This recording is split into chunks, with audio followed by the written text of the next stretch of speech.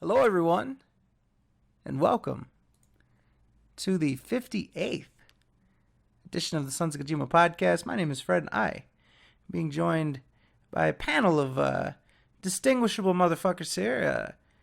A Thanksgiving celebration, of course, a feast. And I'd just first like to start by introducing the Fantastic Fizz. How's it going, everybody? The also fantastic Freddy Fazfuck. Hail to the people. We've got Mr. Nomad. What's up? We've got Mr. Maggle. Bonjour. We got Mr. Che. What's up? And the delightful Miss Alice. I'd like to say hello to everyone and happy almost Thanksgiving for the Americans and I believe the Canadians, and happy almost normal day for everyone else. Beautiful. So, I guess we would be remiss not to. Well, first of all, let's make a quick piece of announcement, I guess. So, as you guys know, we've been having pre-stream music that is. We went through some changes. So first, we would switch off for one person to pick the whole playlist, and recently we've been doing everybody contributes one song. But lately we've been having problems with that. So what we're going to do, we're going to switch it up, and we're actually going to start doing viewer-submitted playlists. So next week, we're going to put out a Google Doc. I don't know, we might mix it with the same Google Doc. But we want to know what you guys want to listen to before the streams. Make it another part that you guys get to contribute to and make it your own. And that'll take some stress off of us. And, fix some things, streamline the process, because, it's been a problem. So let's start with, I guess, the first order of business. That would be the Bloodborne playthrough. You guys need to appreciate the fact that Mr. Phil rid himself of that viewer the fan appreciation. The Thanksgiving marathon. That needed to go, and we needed to replace it with some fantastic Bloodborne playthrough, some gameplay. What do you guys think? I think you did absolutely god-awfully terrible. That's one way to exaggerate it. There's got to be something within you to think, I could spend 3 hours on a boss, and this is quality entertainment for all of my viewers. Quality content. Quality content. Not being a Bloodborne or Souls expert, because I don't like any of the games, period, but even I can tell how horrible he did, but this isn't really anything that stands out from his repertoire of shittiness, to be honest. Yeah, is this really the first time you really see a guy like him playing the game so poorly? He tries to rush through every goddamn game, and you wonder why he's so shit at every game he plays. So this isn't too much of a surprise to me. I don't know. His problem with this, and we see it in all of his Dark Souls, Demon Souls, and now with Bloodborne, he only knows one way to beat a problem. And he won't break away from that one way, in this case, for 3 hours worth of gameplay. So then he starts bitching like, oh, this didn't work. What am I doing here? So like, stop doing it that one way. Try a different approach. Well, you see, Fizz, that's asking too much of him. I mean, for him to figure out another way to actually defeat a boss, man, that's asking way too much. I just, like, after a while, you gotta see, I'm like, you can tell by the end of that, he was completely crushed. Mm-hmm. Like, depressed he had to do this for a living. Go ahead, Fizz. Or Faz. What I was going to say, it also looked like he was crying about a good portion of the way in, too, so it was really hitting him. I mean, he did so poorly that he claimed that he wasted 3 hours If you guys, shit, sorry about that. If you guys are not aware, there was a fantastic epilogue. It morphed from just sort of like a non-recorded rant where he sort of like addressed the stream chat and talked about, this and that, and it morphed into, well, hold on, guys, let me record a little epilogue here, and he talked about the views. He blamed the fans that, well, 700 people show up to watch me fail, but then no one watches it on demand, and what's the point to even continue, and stuff like that. That shouldn't even factor in, should it? I mean, doesn't that sort of point to why he canceled the fan appreciation stream in the first place? That he could possibly milk out some views?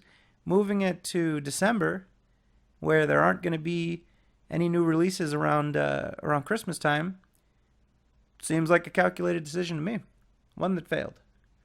Not really a surprise. It seems like a lot of his decisions fail and are pretty horrible decisions. Especially, you think around this time he'd be doing better, but nope. All the good releases. I think that listen, this is unbelievable for him to rage quit something that he essentially screwed his fans over to do. I'm not going to do this fan appreciation stream. I'd rather do Bloodborne. I can get some views out of it. Any complaints about the views? He also made some statements about, I'm a casual Bloodborne player. You guys talking about you beat it on your first try. That's bullshit. You might have played it all the way through another time on New Game Plus. Yada, yada, yada. It's just excuses. Always just excuses. I mean, trying to... Oh, go ahead, Fizz. So you were first. Oh, I was just going to say, him trying to justify being bad at a game is nothing new to him. And honestly, if he were to actually, learn a game's mechanics, he would actually do a lot better. That's asking, too much. And the problem is he likes to contradict himself so much. When you'll expect pro level play, he's like, "Oh, I'm not a hardcore player." But when it comes time to Street Fighter, it's like, "Oh, I'm a former professional game fighter. That will never work in tournaments." So on and so forth. So he uses the situation to his advantage. And now that he can't beat this boss, he's like, if you beat it on the first try, you're full of shit. Yeah, he calls shenanigans, there's no reason that you should be better. There's no reason why he's failing. It's just that other people have an unfair advantage to play it more times. They've practiced, Or the camera gets in the way, or the buttons don't work, or it's poorly designed, or sometimes a mix of all of those. So, yeah, it's funny because I actually just picked up Bloodborne, and when I get a PS4 tomorrow, I'm going to be trying out Bloodborne for the first time. So I'm going to be sort of trying to replicate what Phil is having problems with. So I can't speak from firsthand experience, but I don't know, man. Everyone I've talked to says that Bloodborne is difficult, but not like crushingly difficult. And this Ludwig boss, that was something to watch. Yeah, I mean, like I said, a lot of the From Software games require you to learn based on the situation, but Phil refuses to do that. So, yeah, that's one of his big problems is he can't adapt. And if you're playing a certain boss in Bloodborne or any of the Souls games, or I hear even that game called Lord of the Fallen, which is supposed to be like an easier version of the Souls games. When you're playing like a certain boss and you see, well, this boss doesn't have very good range, it's like maybe you should adapt to the situation and change from, say, like a dagger or a sword to a spear or something, or a staff. And he really fails to do that. He doesn't pay attention to each attribute of the boss or how he should change it up and adapt. And I've noticed that's not just a problem with him in Bloodborne or the Souls games. it's a problem with him in general. He can't adapt to any situation. He just tries the same thing over and over and over again.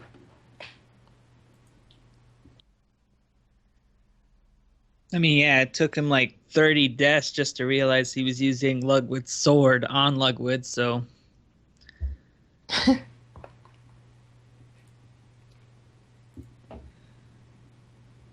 I just I don't know why he tries, because obviously he's gonna fail at everything. So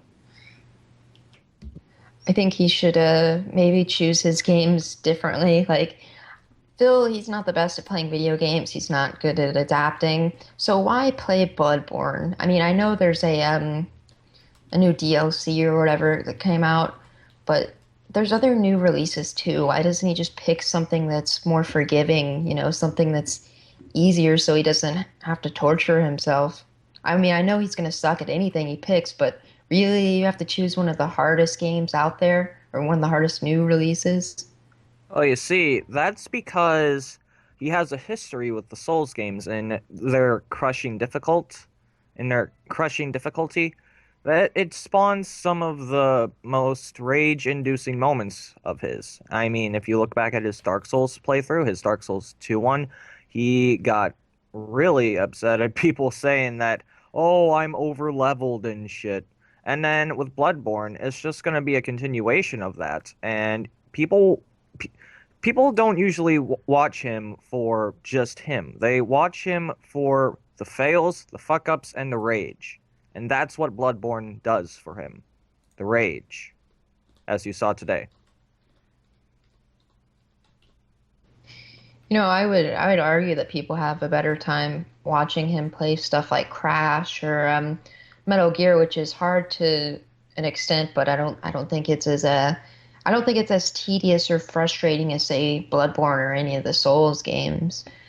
Um, yeah, like I still don't get why he would choose this. I mean, say yeah, he's gonna get angry at Bloodborne, but it's so tedious and it's the same thing a lot over and over again.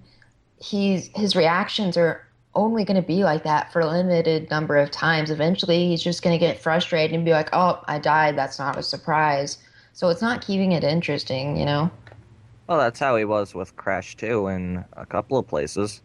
Both Crash, I mean, it's kind of a sort of childish, cartoonish game. At least it's not going to be all frustrating fuck ups, but you're going to see some ridiculous moments that are different than just him getting angry and fucking up. But Bloodborne, I don't know. I would have liked to see him play a different game, but hey, it's always good to see him rage. That's and it's what not good. Oh, sorry. Go ahead. that's what he wants to present to people. I mean, whenever there is rage, you'll see the title, oh, super rage, all caps. He's not dumb. He knows that part of the reason why this How You Don't Plays are so popular is not just because, oh, fuck Phil. It's because he's such a fucking.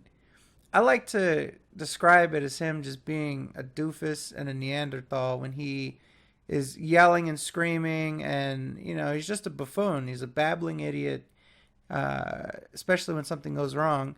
So that is what people do enjoy, to a certain extent, is to see him overreacting, yelling and screaming, and doing that kind of stuff. And he realizes that.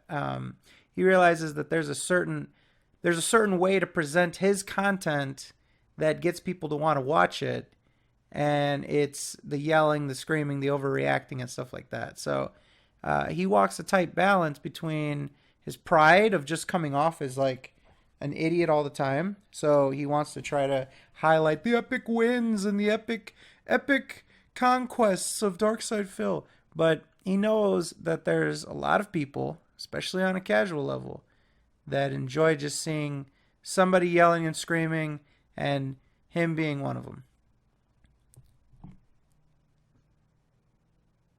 I think the biggest thing to take away from this whole playthrough, particularly because with that rant, it seems like he's just gonna rage quit Bloodborne.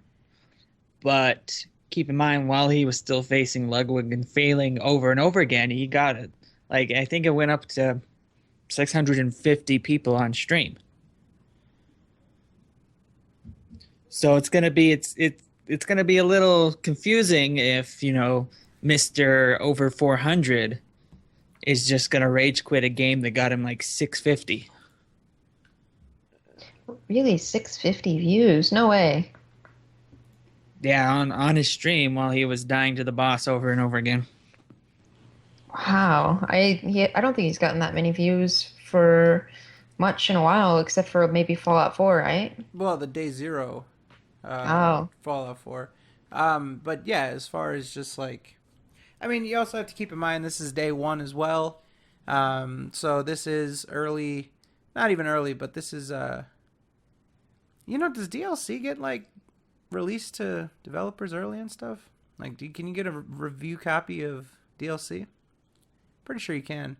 But I just didn't see that much footage myself out there. So this was something where Phil had a little bit of a better shot to grab the casual viewers. I'm sure that all those 700 weren't just organic Phil fans. I'm sure there were some people that just saw people streaming Bloodborne, but we'll see what happens with this. I mean, it's essentially canceled from what I hear. He has a new playthrough that he's looking for to replace that with. He was actually supposed to do a 5 to 6 hour marathon on Friday of the DLC, but now he's looking for something else, something that he says he's going to enjoy. So there goes the 700 viewers live on stream. If that's Crash 3, I'm gonna fucking kill him. Let's hope it's Crash 3 or Spyro. That'd be cool. He I did say guess. something about Spyro in his rant. He definitely said, I'd rather play Spyro than this shit. So Nah. I don't believe that. Maybe Isaac, Binding of Isaac, Afterbirth or something. Mhm. That'd be cool. Well, you see, he can't even run Rebirth on his PC, so they he's could out run of it luck on the there. console. Oh, It's yeah. not, it's not even out yet on PS4. Who's ready to watch his playthrough Spyro out of control? Yeah, Get out. Get out. Spyroing out of control, man. What's wrong with that? A downward Spyro. Don't forget to use hashtag Phil Play Spyro. That's right. Yeah. You all are terrible. Create sock accounts and present yourself as fans too, just so that it doesn't look like the detractors want him to do that. Terrible. We start a Make-A-Wish Foundation and we'll grant Fazzy's wish over here. Yeah. Have Phil play Spyro 1. Imagine, what if Leanna It's catches more of a wind? curse than anything. What if Leanna catches wind of this hashtag campaign and orders Phil to play that shit? Hey, you listen here, old man. I'm looking at these hashtags, and it's trending right now. DSP plays Spyro, so you better fucking do it. What the fuck is that? I don't know what Spyro is. Well, you better ask me what views are too, because you haven't seen those in years. Oh yeah? My Fallout 4 streams will tell you otherwise. Well, I'm starting to fall out of love with you, old man. You need to get back on those fucking search results. Well, I mean, I did have 700 people watching me fail at Bloodborne today. I got 700 orders for my soap. You only got 4, and that's only because of my parents, okay? You listen here, old man. You better get back on those fucking search results, or else I'm out of here. Ugh, okay. So what's the plan, old man? I'm not gonna play the Spyro game. Instead, I'm gonna play Crash 3, okay? You get your fucking ass back on Bloodborne. Okay. And I'd Sounds like so to announce a new Bloodborne Scented soap. It smells as though it is scented with Phil's sweat and tears. I call it Burnellborn. Actually, that's made of my blood, sweat, and tears, okay? And maybe some gout juice. I don't know where she got the blood from. Gout juice? That's okay. Yes. Ah. So, Pandalea and Phil, ladies and gentlemen, thanks for stopping by. I appreciate that, you too. So back onto more of this Bloodborne shit.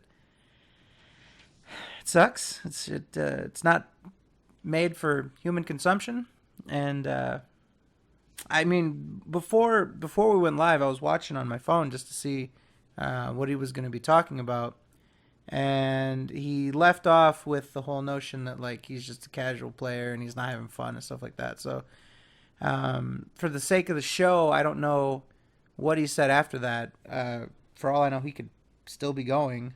I'm curious. Is he still going? Let's see. He's still live, at least YouTube Gaming. Yep, he's actually still talking. So Still talking? he's still talking. I'm gonna take one ear pad off. Oh my god. He just literally said, "Keep the business afloat," and he's like rapping right now. The last thing he said was something about the business afloat. All right. Well, it looks as though that little segment from Pandalay and Phil was a little more realistic than we expected. So, I am probably gonna go back and watch that. I'm interested.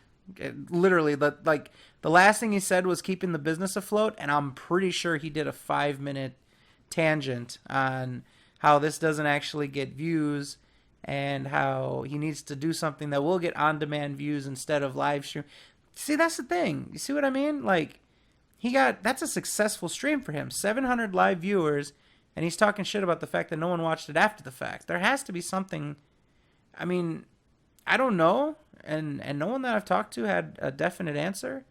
So if anyone does know how, your streaming actually gets calculated when it comes time to how many views you got for the month or how you get paid or whatever, but it doesn't make sense that he would be like, well, 700 people show up, but nobody watches it on stream, so fuck it,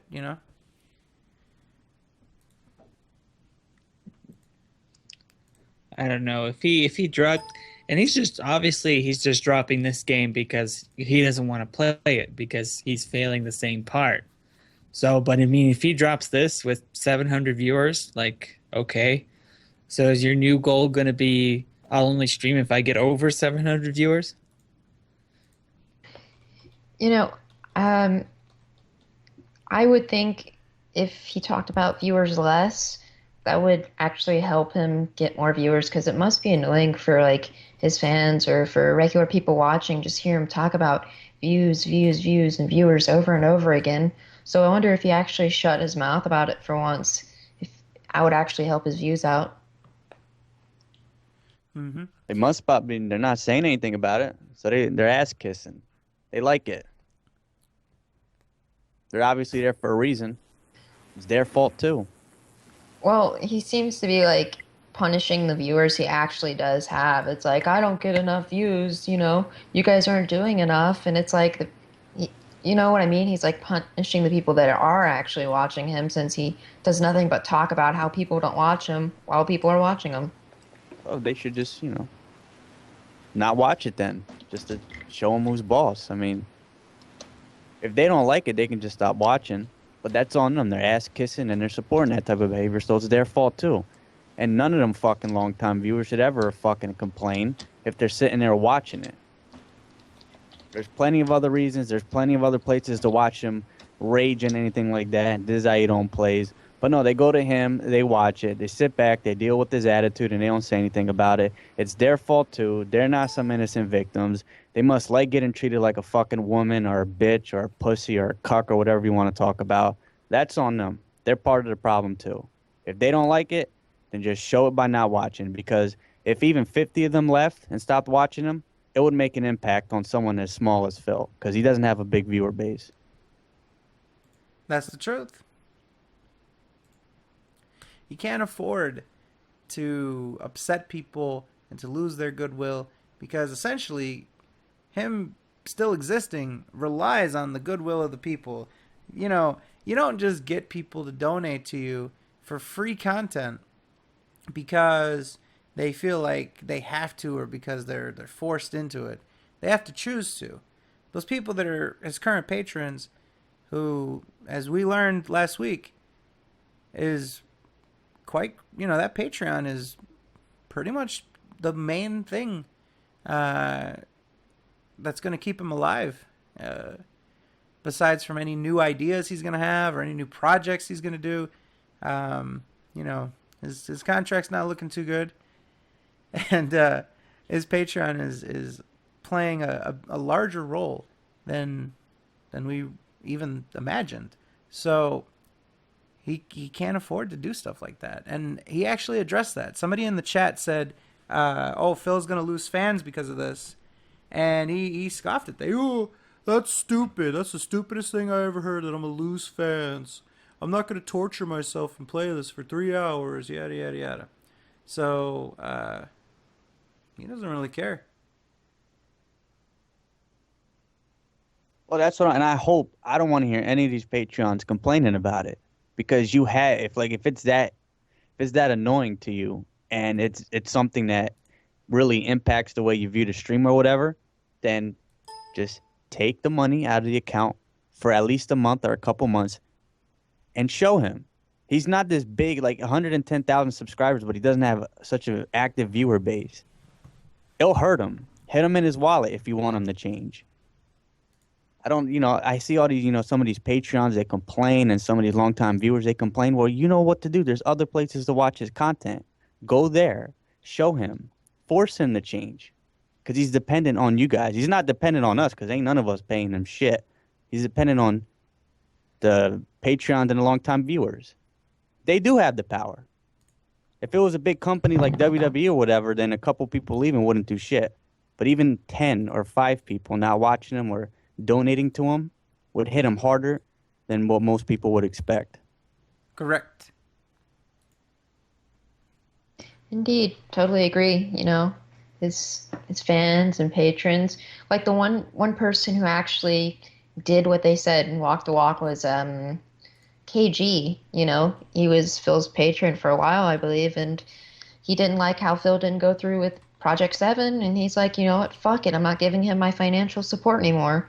And a bunch of his patrons and longtime viewers are still complaining about the stuff Phil has been doing for years. I mean, if he's been doing it for years, he's probably not going to change. So you should probably withdraw your financial support and stop watching him if you actually want to make an impact or send him a message. At least the one thing about KG is he actually did that, or kind of did that. He withdrew Patreon support but still watches them. Mm-hmm. This is kind of messed up, but to all the Patrons out there that like hearing them rage and anything, half of you stop donating to him and let him go back to the hundreds, and you'll see a rage video all right. Yep. That's what he thrives on. While we got a second, let's go ahead and introduce one of our fantastic guest callers. We've got Mr. Wind with us. Mr. Wind, how you doing? Pretty good this evening, actually. You are extremely low. If you could turn yourself up, I'd say 75% more. I can do that.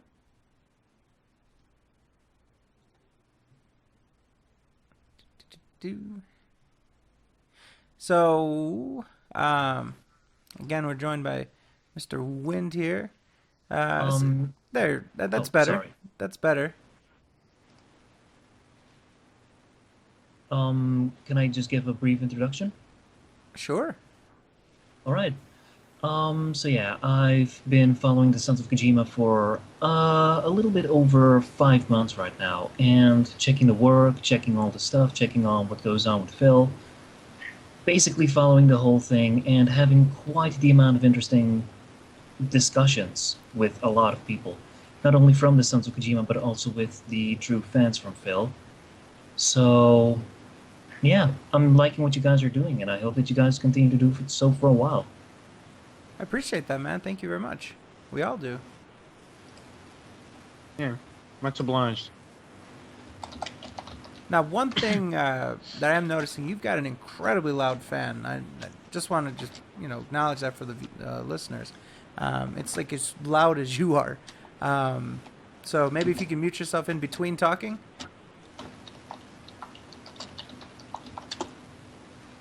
Yeah. This is just something with my PC settings. For some reason, it just records the fan. Which it's not supposed to do.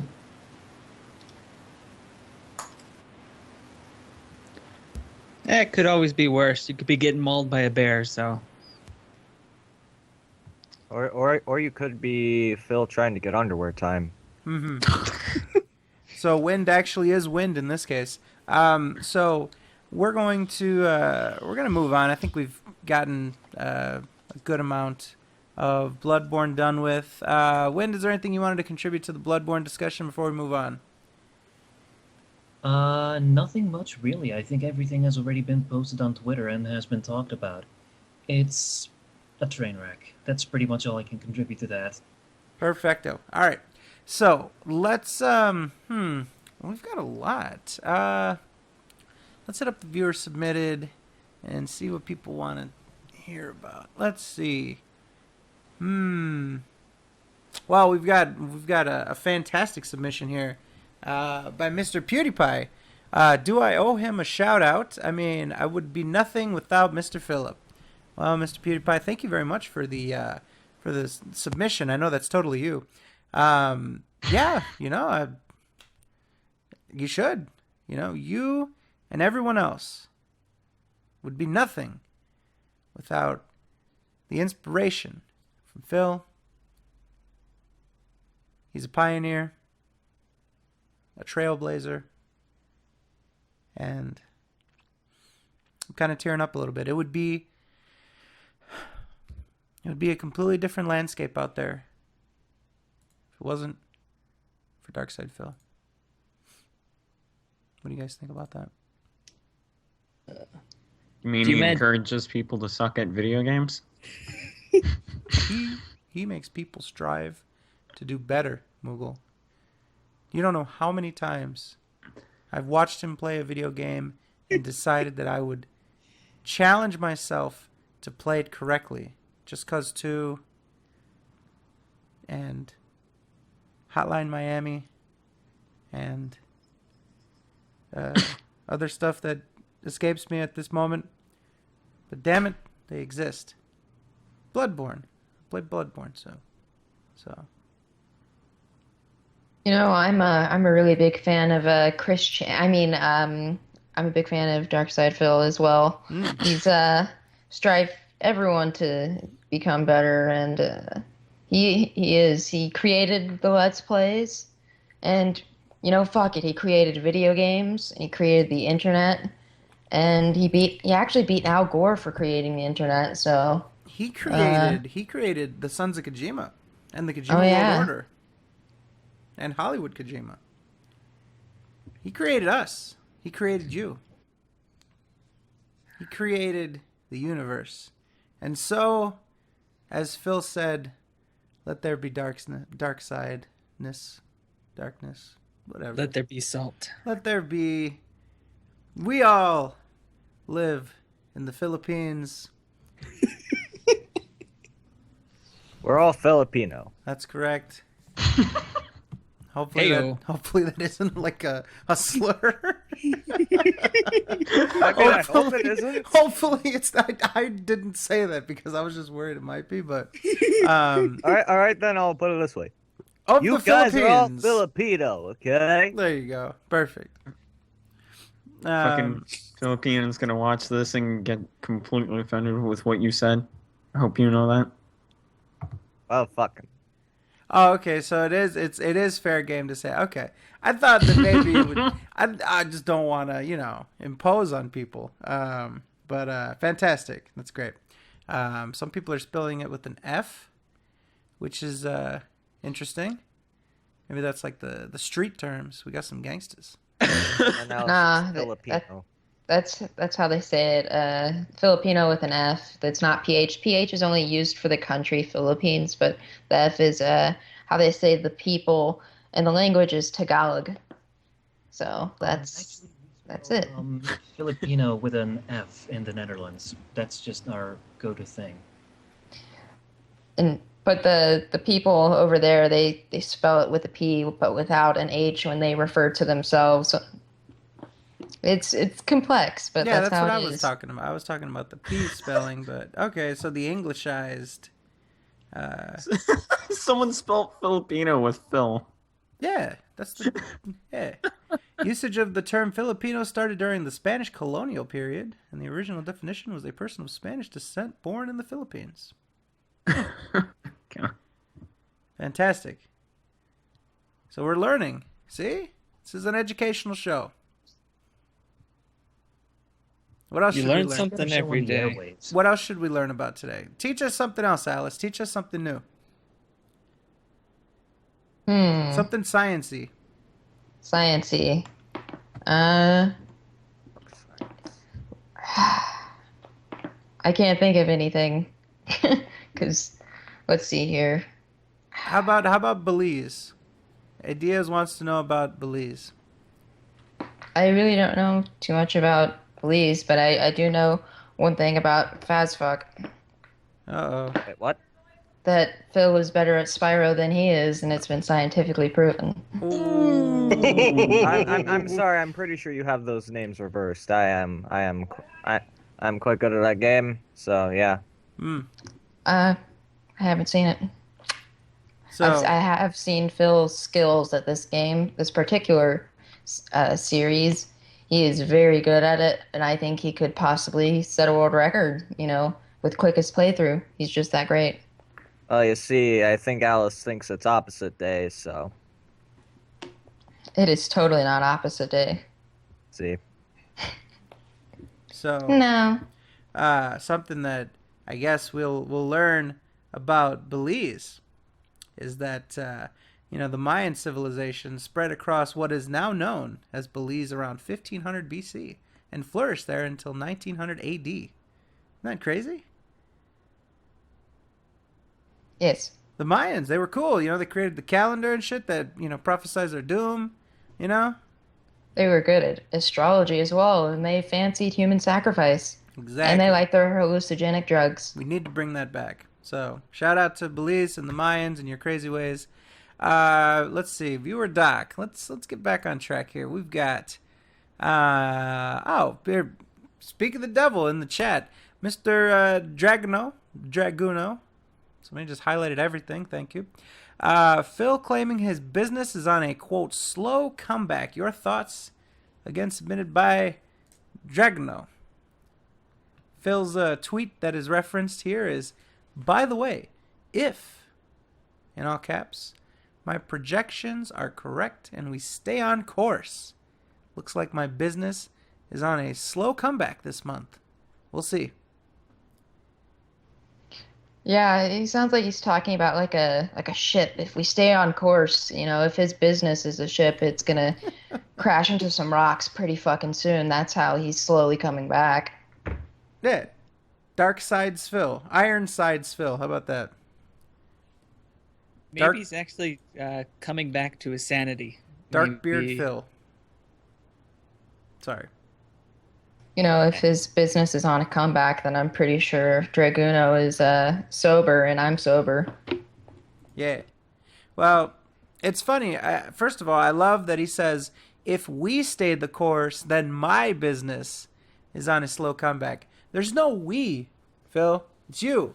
You and your ability to entertain the fans.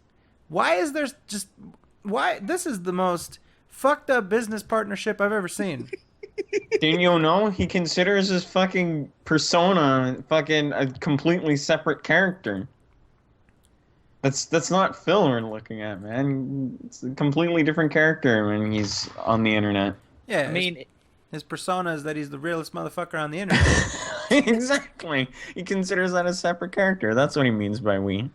I guess he's Bill offline or some shit like that. I don't get it. That is him.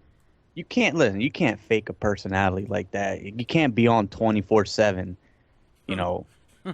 That's his real personality. He's a jackass. I don't want to hear this as a character or anything like that. Unless he's retarded. That's the only two things I'm accepting. I think that again, this notion of teamwork, so you guys need to help me do the work and I'll reap all the profits. And then, as part of your reward is going to be that I can continue to put out content so that I can continue to make money. That's the deal. It's probably the deal that Leanna likes. That is part of the deal, old man. You know? But this notion of teamwork, we need to work together. We need to work together so that I can stay in business, so that this can keep going, so that this can stay afloat. There is no backup plan. There never was. Let's do this. Let's keep this going. The captain needs to keep the ship afloat. I don't know. And he doesn't even like. I don't know why he views this as a partnership when like you said, I mean, if I'm business partners with Phil, where's my fucking cut? But I mean, what does he do for his fans? Like to justify, oh, help me out, and I won't rant for 30 minutes about a game you all came to watch me play. Well, Fizz, in your face, because he actually did a Thanksgiving fan appreciation marathon for 70. Oh, wait a minute. Sorry. Yeah, the people who pledged for Project 7 were sure. Oh, sorry. Wow, those new montages that he was moving on. Yeah, just a bunch of canceled projects, a bunch of things that should have come to fruition and been enabled. He should have been liberated from views and ad revenue with his Patreon, and unfortunately, the Patreon is just a bonus. If there's anything that I can actually give Sammy Samosa credit for, it's actually that he made one of the most astute points that I think anyone's ever made about Phil and his business. That Patreon is just a bonus. Isn't that crazy? He was right. He nailed it. I'm going to give him credit for that. Patreon is just a bonus. Yeah, we should give him credit for that. You know, it's the only thing he is ever going to nail. Wow. You don't think he's going to nail up a Dark Side Phil poster on his wall? No, I don't. You know, his mom would get mad if he put holes in the wall. He's probably going to get maybe some craft glue from his little art set his mom gave him for Christmas, or some Scotch tape and put it up on his wall. No nailing for him in any way. I'll tell you what, Alice. I headed down to that local Whole Foods over there. I got a fantastic kale and mango shake, and he fucking nailed it. It was perfect. The right balance of fruit to vegetable. It was tasty, but I had all the vitamins and nutrients that I needed. So, I mean, he nailed the formula on that one. Oh, you know, I forgot juicing is one thing he can do, right? Goddamn right. Because debating is certainly not one thing he can do, right? He can't do debates. He can just do the juice. So, all right, let's see what we've got here. Anything else with the comeback before we move on? Cool. Full-blooded Italian Phil getting Orso. I don't know if I pronounced it in a Spanish accent for some reason. At an Italian restaurant, and wondering why they served him rice and not pasta, as it actually is. Submitted by Anonymous. I don't know. You got to ask the people that worked there why they did that. No. Him not knowing that it was actually an Italian dish when he boasts himself as a real Italian, authentic, legitimate Italian, the only one on the West Coast. I don't know. Yeah, it's these. Sorry, Che.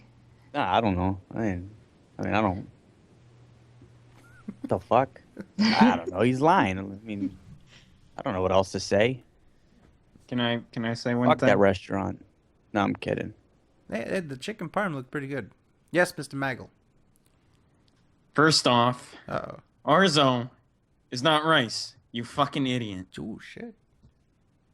Second off, if you're going to claim you know your Italian food, it's pretty fucking dumb if you actually don't know what orzo is. It's fucking ridiculous. You say that your family is Italian and shit, but you like slap the face of every Italian out there by saying like pretty much telling everyone you don't know what the hell orzo is, and you confuse it with rice. Well, that's a very common thing to do. For Phil's sake, if he were to claim that he was Italian and mix it up with rice, it's fucking stupid. It's really dumb. You know what? We should. I think the next time they go on vacation, they should send them to Mughals Kitchen or whatever. Yeah. Hey, you can name it Mughals Lane, and then people can actually go into his lane. Yeah.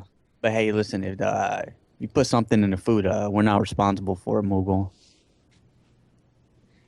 That'd be a nice YouTube show. We have Phil and Moogle cooking together. Yeah, and that's what we call Hell's Kitchen. Well, hell's gonna freeze over because if it goes to Canada, that shit's gonna be popping. What's the motherfucker? It's fucking raw. Tell you what, man. Actually, as a matter of fact, you know what you guys can cook up? You guys can cook up a fantastic restaurant idea where you guys cook up fresh food and then it goes straight to frozen. Send it out to your local grocery stores. From fresh to frozen, instantaneously. Well, no wonder we have a fresh cone. Exactly. Let's see. So, yeah, Phil, not aware of Italian cuisine as he would like to say. You know, I mean, that sauce, you know what would be fantastic? I want to put out the All Points Bulletin. We would like to talk with an Italian chef, like a chef that has expertise. It doesn't. You don't have to be like a fancy chef. You could be like, you know, somebody that works at like a pizza restaurant that does pasta. I want to talk to somebody that has expertise in making Italian sauce, and I want to give them or show them Phil's recipe, and I would like for them to critique it. I would like for them to give their take on how this sauce is just such a fucking, you know, bragging.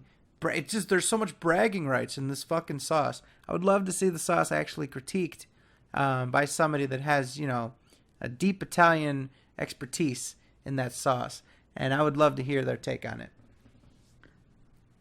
I rest assure you, the sauce he made is far from being Italian sauce. That's Jack, yeah. Yeah, because he can get his sauce bottled in Walmart, and then he'll start a YouTube channel. Oh wait, he's doing it in the wrong order. I'm real. Yep. I'm real. You know, we could get him to, you know, talk about the sauce and maybe bring the judges so they can explain it for him. He'd be talking about his own sauce. No, the judges? He's going to be swinging on the judges. I don't think he's going to be, you know, cool with the judges. Jack's going to be fighting. Yeah, he's going to be shooting. He's got that new turkey rifle. Hey, no, he's going to bring his gun. Mm-hmm. The ironic thing about this is he would probably plug his YouTube channel as well. Moving on, Phil said he sneezed and started gushing blood. Do you think he burst a vein or has something more serious than a head cold submitted by Shadow Raptor? Oh, he's on his period. Through his nose. Good. Ugh. He's going to put 2 tampons in his nose. Give him at least. I think he just, you know, it's getting colder outside and whatnot, and he's in a higher altitude, I believe, in Washington. He just probably sneezed and had a nosebleed. I don't think it's anything serious. Yeah, I get nosebleeds pretty easily too, and I've had that happen to me once before, and wasn't pleasant. I had to go through a bunch of Kleenexes. Nah. No, it was that one thing. What did he say he used to blame? He blamed his health issues, sinuses on nasal drip or whatever. Yeah, whatever. Nasal drip. He blamed it on him breathing in something, so he's probably gonna blame that again. He breathed in like bleed. Yeah, remember the hell was going on? It's probably from him like smelling Panda Lee's soaps and candles and shit. Smelling something else, but I don't want to get into that. If there's anything worse than smelling soap, it's smelling cinnamon, especially like a whole heap of it. That stuff burns my nose really bad. But that was just a joke. Cinnamon.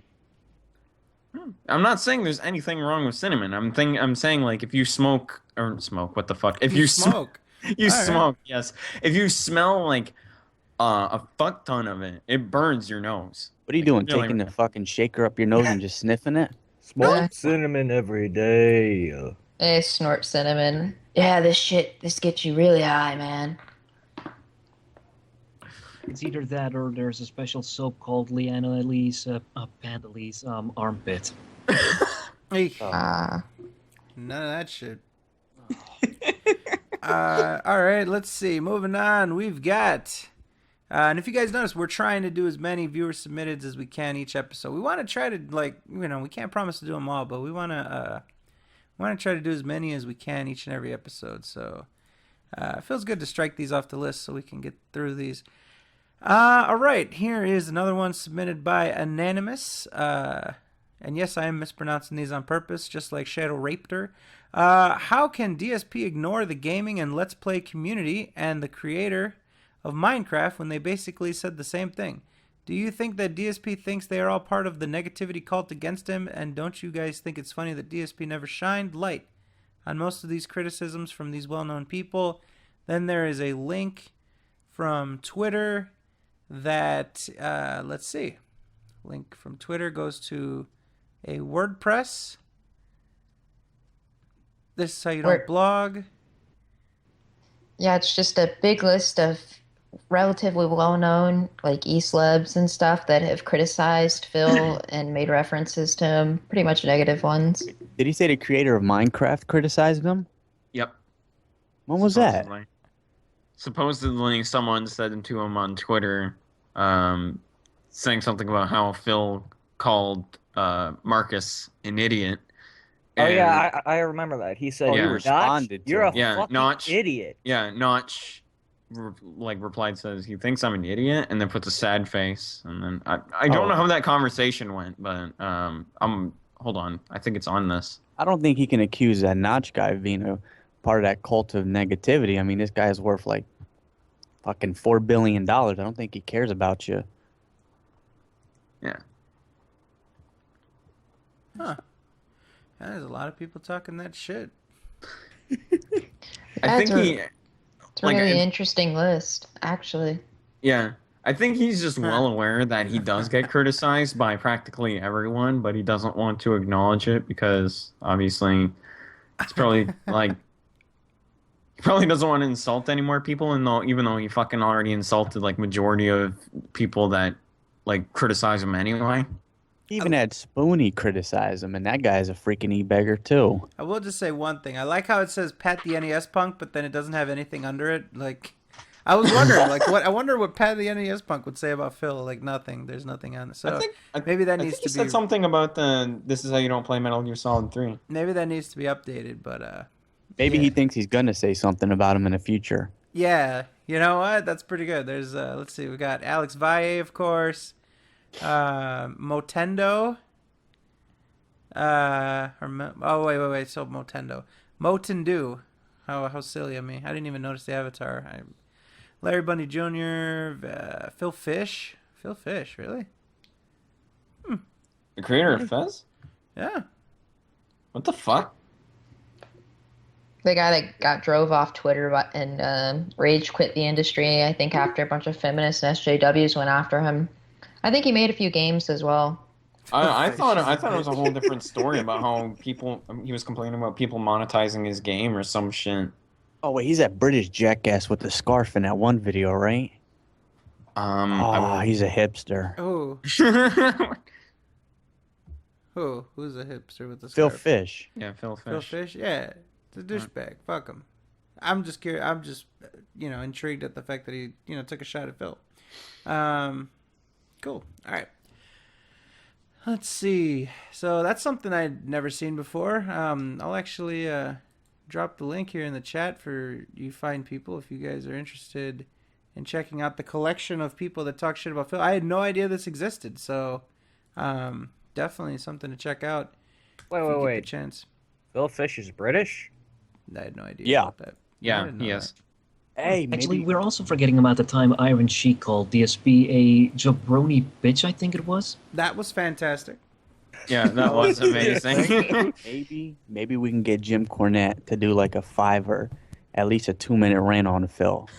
Maybe we can just make something up. Said that, look, this guy said you were a hack and you don't know anything about wrestling. Well, let me tell you something about that lazy son of a bitch. Yeah, he would. Seriously, if you get caught, Okay. but honestly, you have to screw up pretty bad if the Iron Sheik calls you a jabroni. It's like upper level fuck up.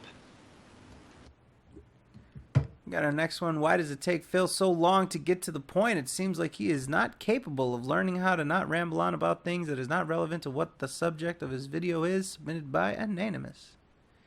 I don't know. Sometimes he go ahead. Oh, I was gonna say he thinks if he carries on, he thinks if he carries on a rant, then he thinks he's making a point when he really isn't. He just drags on everything, much like he does with his career. But Well, yeah, it's it's a whole different thing. It's intentional sometimes. Like if he has to address some negativity or something that someone said about him or anything like that that can make him look bad, he'll bury it like 30 minutes in like an hour podcast. So most people will get bored. So he can claim that he addressed a point, but most people aren't going to watch it because it's just too long and it just drags on. He does it on purpose sometimes. So he can make like the Project 7 thing. It took him like 20, 30 minutes to get to the point. I feel like his rants are just pointless. It's much like his reviews. I mean, like the point of reviewing is to give insight on the game, but instead he chooses to rant about the game. I honestly can't even call his reviews because they're not. It's the polar opposite of that. It's unprofessional. That's just my opinion, though. So yeah, he likes to drag things on, and it's really annoying listening to him talk about the same thing without really getting to the point of what he's trying to make. I think that he just wants to have a longer video for people to watch to get to the point. You remember his I canceled Project 7 video. He knew it was going to get a bunch of views on it, and I think he now is aware. He referenced the new algorithms and sort of metrics that YouTube looks at when they're looking to promote or give a channel a push or some sort of boost in the search results. They're looking at engagement. They're looking at how long people are watching the videos and what percentage of the video they're watching. And I think by Phil, concealing the point for a little while, it gets a few extra minutes. It helps him. And I'm sure that he would want to build his vlogs channel. His vlogs channel is lagging behind. So in addition to abusing the metadata, putting in misleading tags and stuff like that, clickbaity shit like that in the titles, I think he also tries to manipulate the search results a bit, and to a larger extent, I think he just likes to hear himself talk. I think that that's just his enjoyment. He doesn't really interact with other people. He interacts with Leanna, and that's about it. Maybe the mailman, I don't know, but he doesn't really get much human interaction. And maybe he feels like talking on stream and then having people react to it after the fact counts as like human interaction for him.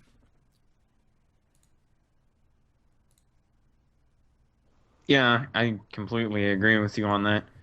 I just don't know, man. Some of the things he does, honestly, I don't know how anyone can defend him on the stupid shit that he does. I don't know, man. If that's the most human interaction he gets, replying to what you said, Fred, I'd hate to see how he is talking to him one-on-one in person. It must be like a one-way conversation where he just keeps on talking since he's not used to people replying to him in real time, That's true. I mean, think about this. That wedding, can you imagine, from his point of view, that wedding? I bet you he was dreading it because this was going to be the first time that he wasn't going to be in a safe space. This was going to be the first time that he was going to be essentially almost on trial. People were going to be looking for him to represent himself. They were going to be meeting him for the first time. There's going to be a lot of people there, strangers. He was going to have to interact with people, and I don't think that he knew exactly how that was going to go. So, given that his interaction was going to be like, I play video games for a living and my business is doing shit right now, if he was going to be at all honest, plus his when you put that much of yourself on the internet, you kind of can't lie too much because you have to be concerned that people know. I mean, you put it out there yourself, so it's gonna be that's my point of view on that. I think that he was dreading that wedding. He was dreading the wedding, but I didn't even mean to do that. But he was dreading the wedding, and I think he lucked out by not being able to go. He'd be the perfect sleep aid. Listen to the guy talk, you just fall right the fuck asleep. Oh, I would be completely engaged. If I was like, let's say like I was like Leanna's cousin or something and I was like there, I would be completely engaged as to what he's saying. I would love to watch him bury himself and dig himself a hole. Like, so Philip, what do you do? Well, I play video games, okay? And it's a tough work, you know, it's hard. Sometimes I play video games for 5-6 hours at a time, you know, with several breaks, but you know, I got a big community of people that hate my guts, and I'm just, you know, starts drinking and shit, getting the hiccups. Well, I just like, I can't do it anymore. And just starts going off on fucking tangents. Oh man, God, I would love to have crashed that wedding and been there and disguised myself as one of like Leanna's fucking cousins or some shit. Yeah, oh, go on. Oh, I was gonna say, could you imagine him doing the toast all fucking drunk and shit? Here's Hey, that'd be good. A fucking toast. What the fuck, dude? No one told me I could get drunk from drinking too much. What the fuck, man? My vision is all blurry. Fucking bugged reality drunk mechanics. I need my glasses. Here's to my Patreon. Patreon.com/dark/Phil. The only thing he would drink is champagne. Fucking donate to that shit, okay? He would do that too. Ding, ding, ding. He would fucking hit the fucking glass with a fork. Ding, ding, ding. I just want to let everyone know, if everyone here donated $1, I wouldn't even have to worry about fucking feeding this stupid bitch that I'm here with. And you know, she could go to the doctor if she needed to. I could You know, get a dental plan. Well, I think it would go something more like, okay, everyone, now, you know, I'm really happy for these two kids here, but He wouldn't you even know, say that. I'm happy for Leanna's brother and everything, and his hot ass wife. I'm sure they're gonna get some underwear time tonight. You know, right, Leanna? Huh? You're Fucking bitch. You know what, you stupid fucking man? You listen here. You're not getting anything. Not tonight. Not this year. Not as long as you shall live. Okay, then I'll get it in the afterlife, okay? You know what? You need to go play. You need to go play Binding of Isaac After Birth. What the fuck is that bullshit? I've never even heard of that. It's a game that's gonna get you back on track. You know what? Know what's gonna get me back on track? Dumping you and saving some money for myself, okay? You know what, you fucking piece of shit, old man? You just try to dump me and you'll see what happens. I'm going on the SoKast and I'm gonna tell him all about your little problem down there. Oh fuck! Not the fucking sons of Kojima. Yeah, Waffle, I'm gonna tell him about your little Pinkie Pie. I'm gonna tell him about Mr. Snuffles. Oh god damn it! Not Mr. Snuffles. That was supposed to be a secret between the two of us. Well, you know what? The only thing that's in between the two of us right now is this whole section of the couch that I'm sitting across from you on. Does that mean that I could get underwear time on it? You know what? I'm going to introduce something new. When you're on timeout, we're going to do overclothes time. Even more clothes. I'm gonna wear around the house. What? I'm buying some overalls. Oh, come on. You know you look fat in those. You know what, you piece of shit? I eat what I want. Yeah, which is barely anything that I give you. I get food from the outside.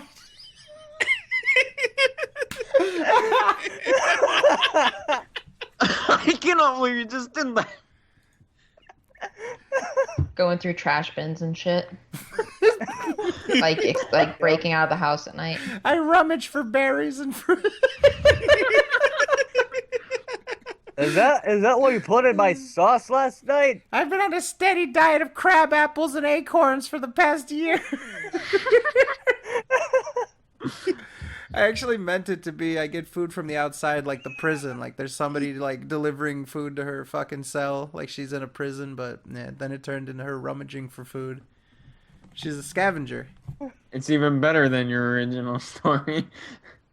Uh, Oh my God, that's hilarious. All right, we're trying to incorporate some skits, I guess, here and there. People like them. I guess. I didn't know. Hey, you didn't know? Yeah, Nah. people like the skits. That's perfectly fine. They like the rest of us too.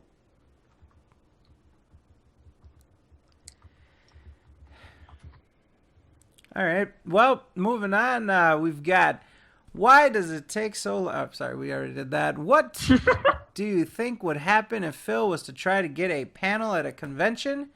Would he be denied like he was last time he tried getting a panel, or will people be subjected to hearing about how he lost thousands of dollars and basically compared getting swatted to having a gun pointed at his head submitted by Anonymous? That'd be the worst fucking panel I've ever heard in my life. Yo, if Phil ever got a panel, I would probably be like, this is going to be a glorious train wreck. I would actually go to that panel and be like, yeah, I got to see this. All right. What we're gonna do, Fizz, is we're gonna go to that panel and we're gonna sit in the front seat and enjoy the show. Are you guys are both We'll ask- gonna just sit in one seat together? That's pretty nice. Aw. That's not what I meant at all. You said but all we're right. gonna sit in the front seat, singular. Did I Google say? X I meant. Oh, I'm sorry. I So meant who gets the front chair and row. who gets the lap? It's okay. It's okay, Fizz. I'll sit on your lap. There you go. I meant that. Hey, I meant see? that. Perfect. I meant to say front row, not seat. Fucking.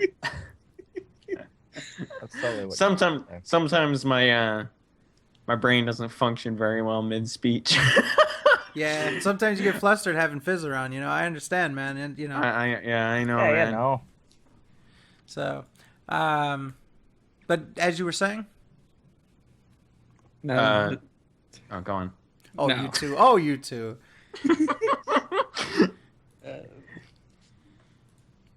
It's all yours. Come on. no, I'm done. That's what he I'm told done. you last night.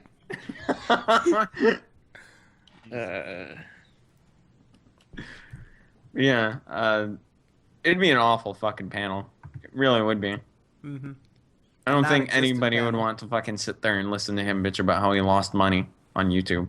Do you guys remember from the Project 7 Let's Endure where he was hosting that one panel and I said that he looked like Hitler and that he looked like a crazy person because he also kind of looked like Charles Manson. He was like doing these weird like almost like Nazi salutes with his hand and shit. Like he was like casting at people. Just the way that he like tries to talk to a crowd. It's kind of scary. And to see him do a panel, I don't know if people would walk by and be like, oh yeah, I'll listen to that guy talk. He looks like a homeless man that came in, or like a janitor or some shit that is not well groomed and just, you know, started fucking hosting up a panel. Like, you know, the chimney sweep is now going to host a panel on video gaming. Well, to be fair, he does dress like a fucking hobo. I got a question here from Kamasubu. Hey, Fred, what would you do if Phil tried to square up with you at the wedding?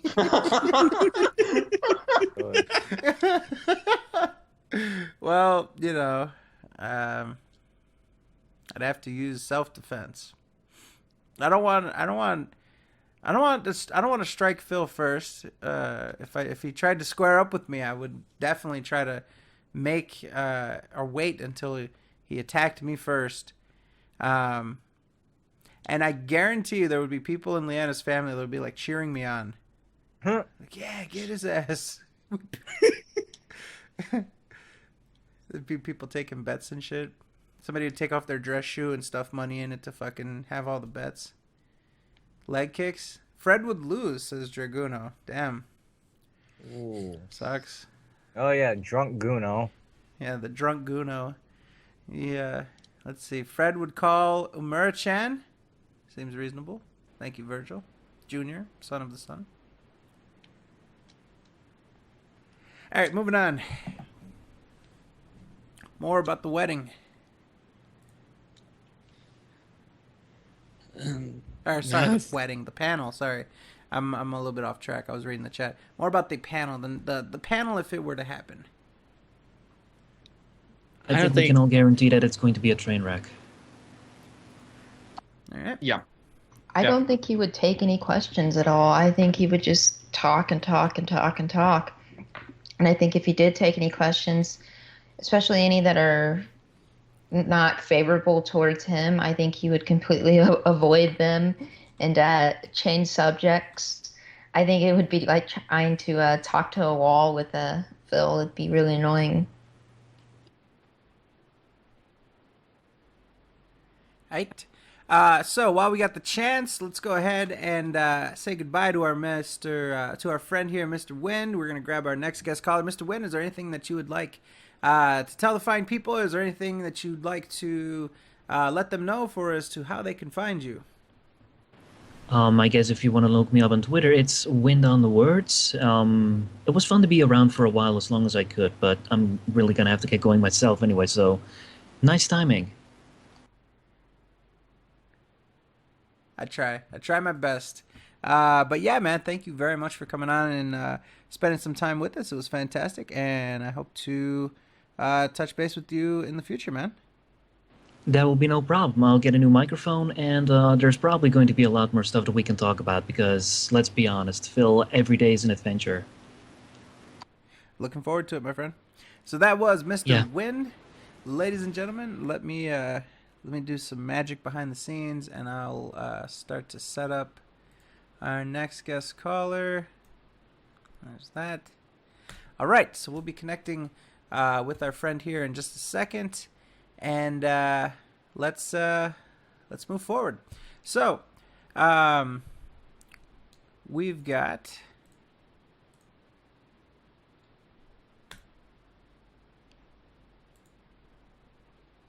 Sorry about that, people. I looked at my Skype and a bunch of people were messaging me. All right, let's see. What else is on the list here? Here's an odd thought regarding Phil and Phil's fans.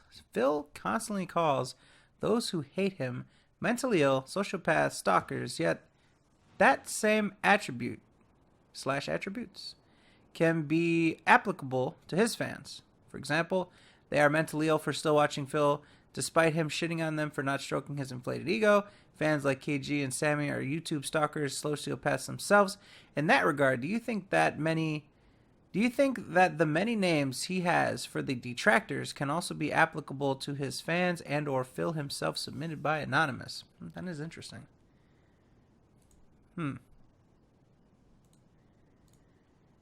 I think part of it is Phil doesn't quite understand, the weight of these words, and he just throws them around willy-nilly to help his case. So I think that really hurts his, if he's trying to make a point about a certain group. I mean, not that you should just call any group of people who don't like you sociopaths, but I mean, these words really have a weight to them, and Phil just doesn't realize that. That is... I mean, what he's trying to strike at is just that, these adjectives that he uses to put down people that disagree with him can also be used at those people that ostensibly are trying to prop him up all the time, It does make sense. It really does. You know, you look at like for example, Kegalion, right? And he will talk about, oh, why do you guys watch Phil if you hate him so much? This is that. You know, he watches us week after week, and he waits for his opportunity to say something, and then he'll, you know, sort of jump on it if he gets the chance. But he's waiting. He's always watching. He's always waiting. I'm sure that he's watching right now, and as such, it would be customary to say, "Hi, KG." Stop. I hate you. But it does seem like these people have a lot of the same attributes that they accuse us of having. Yeah, I can definitely see that too. I mean, and of course, they always just repeat what Phil says constantly with anything. So if Phil says, "Oh, these bunch of sociopaths," like how many people are going to be like, "Yeah, they really are sociopaths," or it just if I feel like Phil's trying to go for like the extreme words to get the most response out of somebody, but he's not thinking of what he's saying to begin with. Mm-hmm. And while we have a quick second, let's introduce our second guest caller that we just connected with, Mr. Kaneki. How's it going, everybody? Pretty good. So, Mr. Kaneki, what do you think about that? The notion that, and I use notion a lot tonight, the idea, the concept, the theory, the hypothesis, the observation, that Phil's words that he uses to try to disparage us and to try to besmirch our good names can also be applied to some of his biggest and most irrational fanboys. Really? He's doing something like that? Yes. At this point, my mind is still entertained through what I saw earlier about DSP Rage Quit and Bloodborne. I don't have to say anything about. Give us your take on that. Fuck it. Why don't we do that? I mean, this is a recent story, one that you might have been paying more attention to us since we were sort of getting ready for the podcast here tonight. Tell us about this. Ooh, it was the best stream that I've ever saw from Phil in a long time.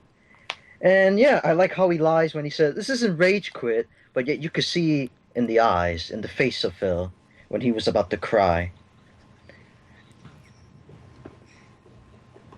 Those streams, those type of streams, I like to see more often from Phil.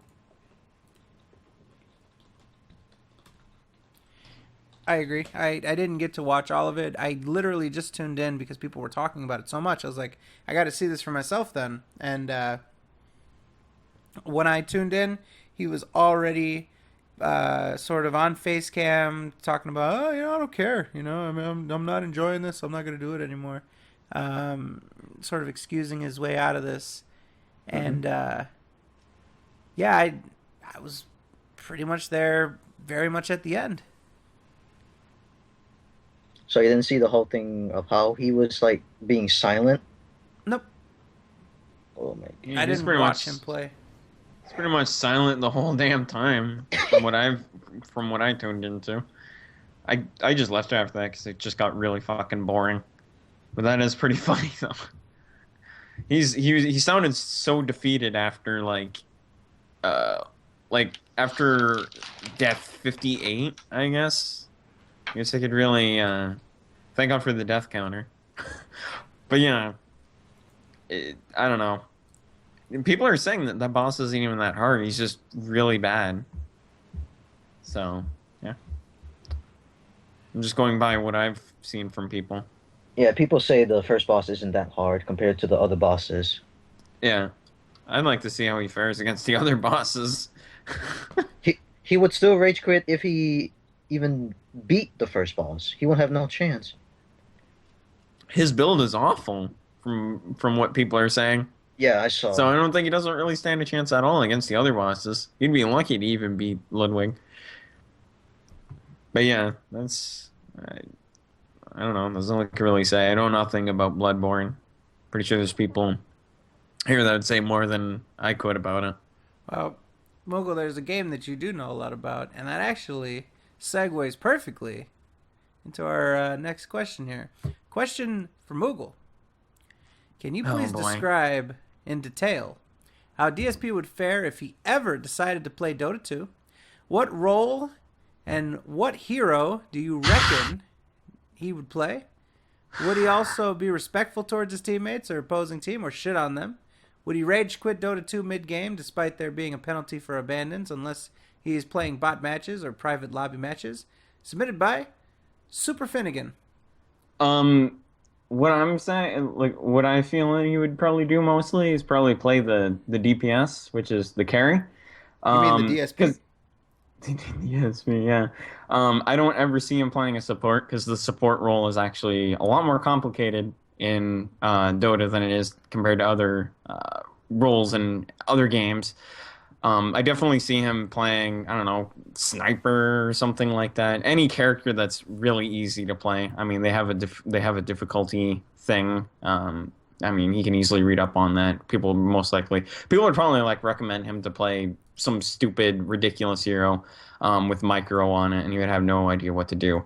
As far as being respectful towards his teammates, I doubt that, considering how he flames people in the chat for criticizing him. I don't know how that would carry over into games like Dota. And take into consideration that he's played multiplayer games before, and I've seen him like tell people that he's against that they're shit, like that they have no life, that they suck at the game, shit like that. I doubt that's gonna carry over well into something like that, and his communication would be downright god awful. That's pretty much all I can you really did that say. to people. What, flaming people? Yeah. Yeah, that's because they deserve it. You flame me, I'll flame them back. It's a moral concept. Nah, you was roasting people for not knowing how to play the game. Yep. When someone flames you, what would you do? Well, when they know how to play the game? Legit question. No, I'm just saying in general. When someone flames you for no fucking reason at all. That's what everyone does. We all rage at games. Yeah, I know. But no, I was just saying. I'm just saying Phil before. would do it the most aggressive way possible. He wouldn't even play Dota. No, I don't. Didn't he rant on him saying that the people on Twitch or whatever, the Koreans or whatever, like they make the community bad or something? I don't know. He ranted on the Twitch community before. I don't know where he gets that from. My favorite thing is a direct quote, and someone can find that, where he says, all the players that play these games should be shipped to Korea and only be able to, and make a Korean Twitch. I thought that was pretty fucked up. Take into consideration Twitch is an American company, and a lot of the staff love watching games like League of Legends, Dota 2, Smite, stuff like that. And I think that's kind of fucked up for him to say. And it makes no sense either, because he's coming up with the assumption that only Korean players are play the game, or only people from Korea that play the game. I don't know. His assumptions make no sense most of the time. And this just goes for anything that he says. So yeah, that's pretty much it. That's all I can really say. Moving on. Question for Fred Fucks and Shay. What do you think Sammy, a.k.a. Tubby Pants Samosa, and Keith Horsefucker Galleon would be like as generic enemies or minor bosses in a first-person shooter game submitted by CJ Broski? What do you think, Shay? The ones that get pushed off the cliff and disappear. Jesus Christ. Good, because that's what they need to do. They suck. What game do people get pushed off cliffs? You can say Dark Souls. Okay. I was thinking like Mortal Kombat 4. Remember when Jarek holds Sonya Blade over the cliff? Tries to drive? Oh, yeah, where you uppercut him into the death pit. Well, no. The cutscene at the end where he's like, this isn't... and then Jax is holding him. He's like, this isn't a brutality. This is a fatality. Dun, dun, dun. And then he drops him. And he's like, oh, you're talking about 4? Yeah. Oh, I know what you're... Oh, okay, yeah. Something like that. He gets hoed out like fucking, like Jarek. Well, for KG, it'd be bestiality. Ooh. Yeah, that'd be the thing. Bestiality. This isn't sexuality, it's bestiality. I don't know. Gets plowed by a racehorse. Oh. He's the next Nice Mr. one, Ham. guys. Oh. He's gonna be the next person that died doing that shit. Kagelion wins. Bestiality. Oh, Jesus. What do you call it? Which one does he like? He likes Fluttershy or whatever. He likes Applejack. The fuck? Applejack. That's the name of a fucking horse. How do you Yeah. know that? The only reason why I know that is because I have friends that watch that shit. Oh, Oh. friends with KG? Nah, fuck that piece of shit. Eh. Ugh. I have actual That friends. piece, fuck that Applejack. piece of shit. All right, well, that settles that. Yeah, I don't know, man. So if he was in, he would be like, I'm trying to think of something like comparable as far as an enemy or someone I've encountered. Do you guys remember from Max Payne? You had Vinny Gognitti. He was the dude that in Max Payne 1, you shot him in the stomach and chased him from rooftop to rooftop. And then you finally caught him in an alley and popped him with the strap. And then I think in 2 he survived and he was in a baseball bat boy costume. Oh, that fucking guy. Yeah, That's that would be it. Vinny Gognitti. Let's see. Looks like people recognize him. Yeah. Be Carrot Top. Carrot Top. But if he was chubby, KG could be Carrot Top. Yeah. Pain! Oh no, you fucking cop! Yeah, he was pretty crazy. He did have the deagle though. He tried to pop you with the strap pretty badly. Stop drinking the haterade. Dragono, I'm not drinking the haterade. I'm drinking some nice Aquafina. It's delicious. Aquafina Master Race. Goddamn right. I actually made the mistake almost a year ago of trying Dasani water. Now, unfortunately, Dasani water is filled with salt and other enzymes that are not exactly good for you. And I've then made the switch to Aquafina. Fuck Dasani. This podcast is brought to you by Aquafina. Aquafina, with a Hydro 7 process, they are the most purified of tap waters that you can find. Aquafina, pure water, perfect taste. I'm actually drinking it too. Hell yeah. See? You received it in the care package. That was part of the membership package, so. Yeah. All right, That, let's see. That along with your Fanta and Doritos. I actually read the bottle in order to do the plug, too. It says on the front of the bottle, pure water, perfect taste. That's pretty good. Who's saying? Oh, okay. Aquafina is the shit. I thought somebody was saying Aquafina is shit. You're gonna mess with one of our corporate sponsors? The fuck, man! I gotta ban you from the chat if you're gonna talk shit about the deliciousness of Aquafina. You cannot mess with the Hydro 7 process. You see, Aquafina originates from public water sources, but then is purified through a rigorous 7-step process called Hydro 7.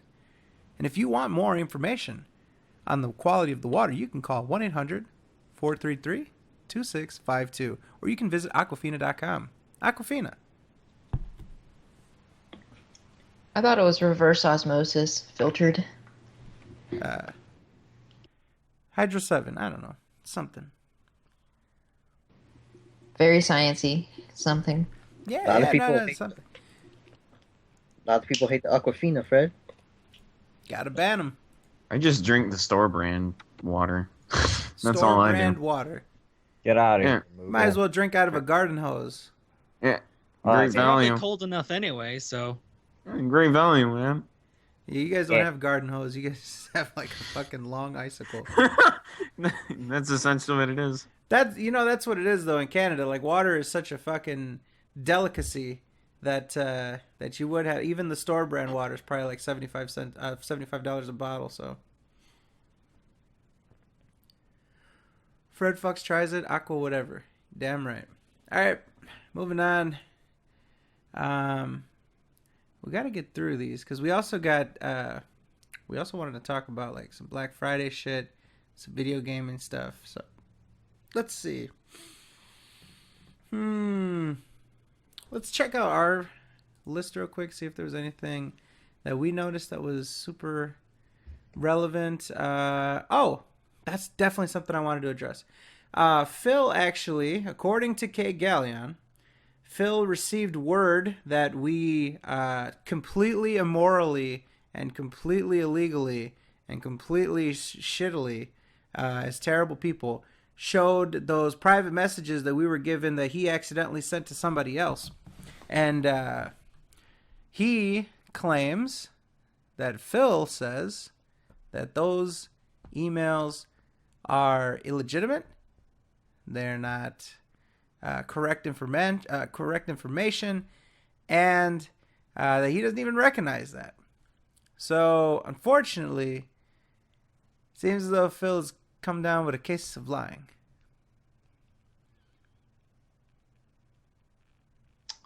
Wah, wah, wah, wah, wah, wah. That's all I can do. Which, I mean, it's very, very quick to even say, oh, I don't know what they're talking about, that they're all lies. I mean, it says a lot more trying to ignore it than address it straight on.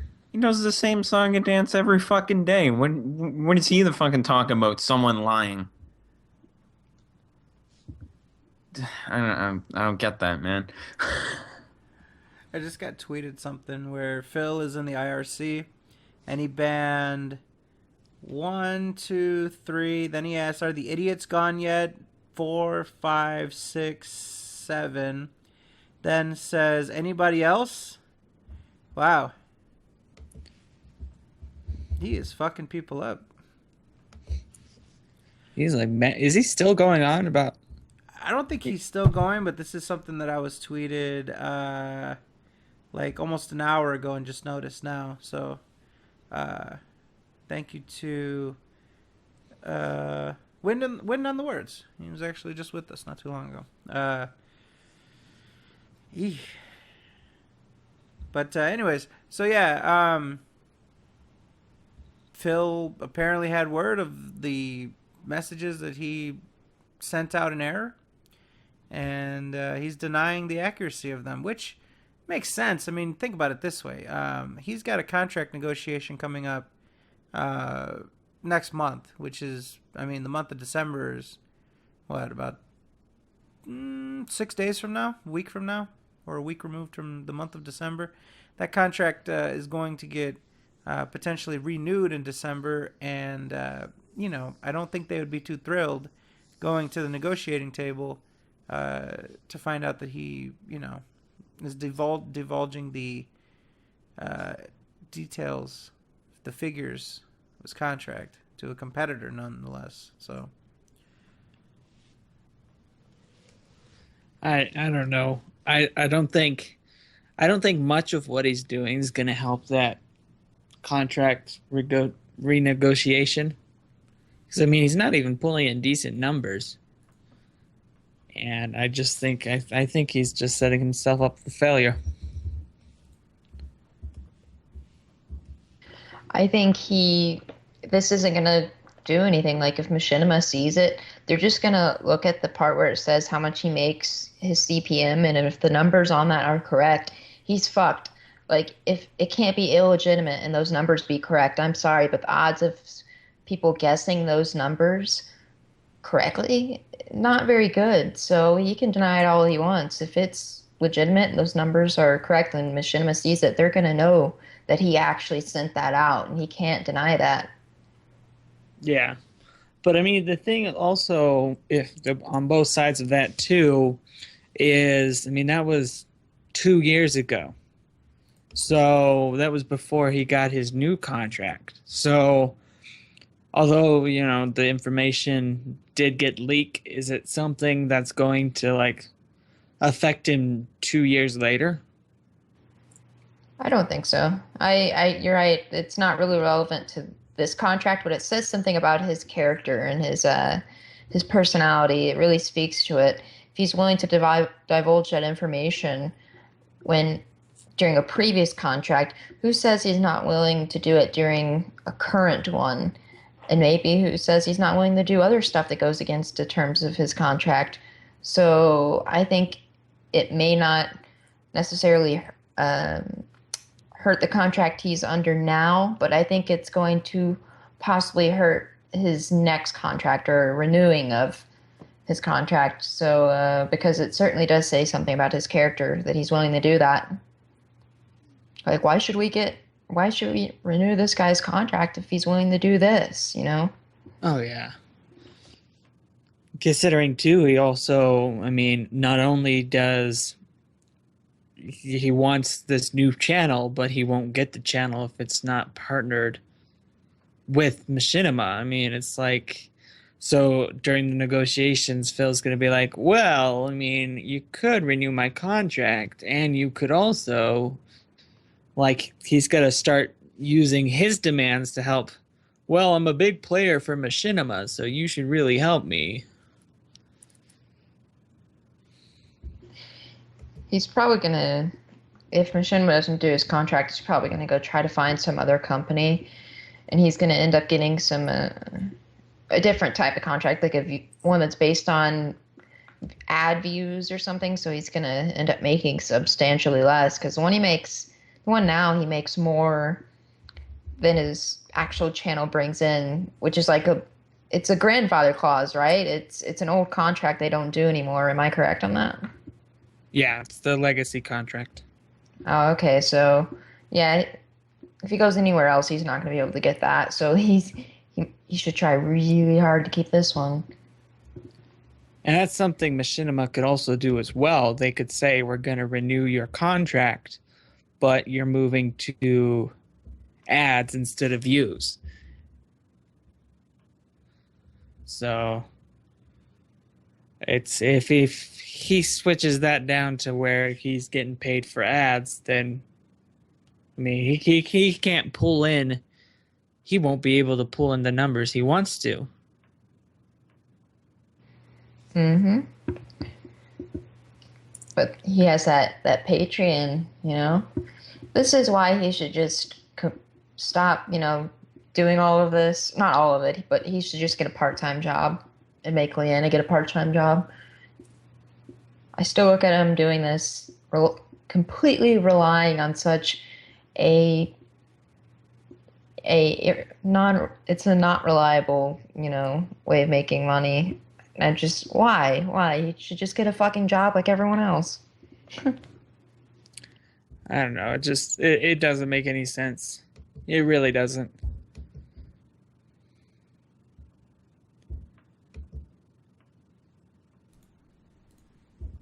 All right. I mean, So, go ahead, Mr. Fizz. no, go ahead. Sorry. All right. We've got, let's see. Fallout 4 isn't getting me good views despite the fact it's brought in more than anything this year. And a linked tweet to Phil. Also, apparently Fallout 4 isn't getting me good views. Oh, that was sarcastic. That was him being sarcastic. So Phil says, also apparently Fallout 4 isn't getting me good views despite the fact that it's brought in more than anything else. Yup, good night, LOL. This was a series of tweets when he was talking about his detractors. He was making claims about his detractors and then saying like, oh, you know, they're claiming this, they're claiming that, they're so wrong. So I couldn't confirm from just looking at Social Blade. He has been getting a decent amount of views, but that's the only thing that... So right now he's looking at about 2.7, which isn't very far off from what he had, not last month, but the month prior. So last month he had the worst ever at about 2.4. And, well, not the worst ever, but the worst in recent history. I mean, within the last, 2 years. To go 2.4, and he's hitting about 2.7 now. So he's getting some views from Fallout 4, but it's not exactly going to make a huge difference, especially when people aren't watching anything else. As he said, they're not watching Bloodborne. They're not really watching Tomb Raider, and he's not enjoying Tomb Raider as a result. there's really nothing else that's gonna get him a lot of views. It doesn't make any sense. Mm-mm. All right, let's have a look. See here. Phil's plan on the new channel. Oh yeah. All right. Let's go ahead. I'll read this for you real quick. This is posted Tuesday late night around midnight his time. For those who think that a new channel is going to somehow become insanely popular overnight, think again. If I do make a new channel, it will be a slow build where I learn a balance of taking the weekly raw gameplay from DSP Gaming and the 7 years of archived footage that I've uploaded and turn it into fun countdowns, best of, and worst moments, etc. This could easily be something like I take the 5 best worst moments of that week's raw gameplay and throw it into an edited video every Friday or Sunday night, put all the reviews and initial thoughts and reactions to gaming news, etc. Videos on there. Year-end stuff. There's tons of potential for a channel that just has edited content to be successful. I've just never done it, let alone doing countdowns like 5 best Xbox 360 games I played that you haven't heard of, etc. Tons of potential. I just need to get to it. Ultimately, it's not about me at all, but lies more on the shoulders of Machinima, both partnering and making the channel a managed partner. If I can't get both, it's a no-go. So we'll see. This is too little too late. He should have done this years ago, and he should have done it on his main channel. People have been telling him to do this for years. This is just fucking ridiculous. That was good. That was a really good take. That almost sounded like very newsy, sort of. You know, that was nice. I've said it before, and I think the channel now could help him a little bit, but he's going about it the wrong way. He's looking at Machinima to basically say, okay, if you open up this new channel, we'll have like a managed partner, which, you know, as much as I don't like Machinima, I would assume they have some sort of business sense to say, no, this is a new channel. We're not doing shit for you. I don't know. Keeping somebody partnered in an arrangement where he earns more money than he actually generates for his channel doesn't seem like good business sense to me, but you know. But I think the thing he should have done is he should have just went with this channel, you know, done what he wanted to do with the channel, and then gone to Machinima and said, oh, look, the audience is here. How about making this channel a managed partner? Mm-hmm. Yeah, I mean, his vlog channel is mildly successful, and that's not even a managed partnership. I really doubt that they're gonna, because the requirements for a managed partner channel is to get 3 million views per month, and it just doesn't make sense for them to say, well, we'll just take a chance with you and make you a managed partner on this channel. I mean, hell, they might be stupid enough, and I really do mean that, they might be stupid enough to do that for them and just, you know, say, well, I mean, it's not extra work for us and it's not extra money out of our pocket, so let's give them that chance and completely make a mockery of what a managed channel is. I mean, there's plenty of people out there that actually put time and effort into their shit, actually spend time to be interacting with their viewers in a meaningful way and actually, like, you know, treat people with respect and shit, that could benefit from a managed partnership and actually bring more positivity into the YouTube gaming community. But nah, give it to Fuckface Phil instead, and watch him make shitty montages once a month and complain about it, and maybe even put it behind a Patreon paywall. Yeah, that would be amazing if he did that. He went to Machinima, he got an untested channel to be a managed partner, and then he says, okay, if I'm going to do these montages, you have to pay for them. Mm-hmm. That sounds like something he would do, in all honesty. I need to fund them. I wouldn't put it past him. Mr. Konecki, I what do you mean- think about that third channel?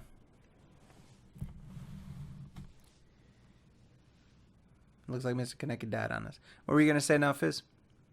I mean, if Phil managed to do all of those things without like and still get it funded, you know, as much as you would hate the guy, like it takes a evil genius to pull that off.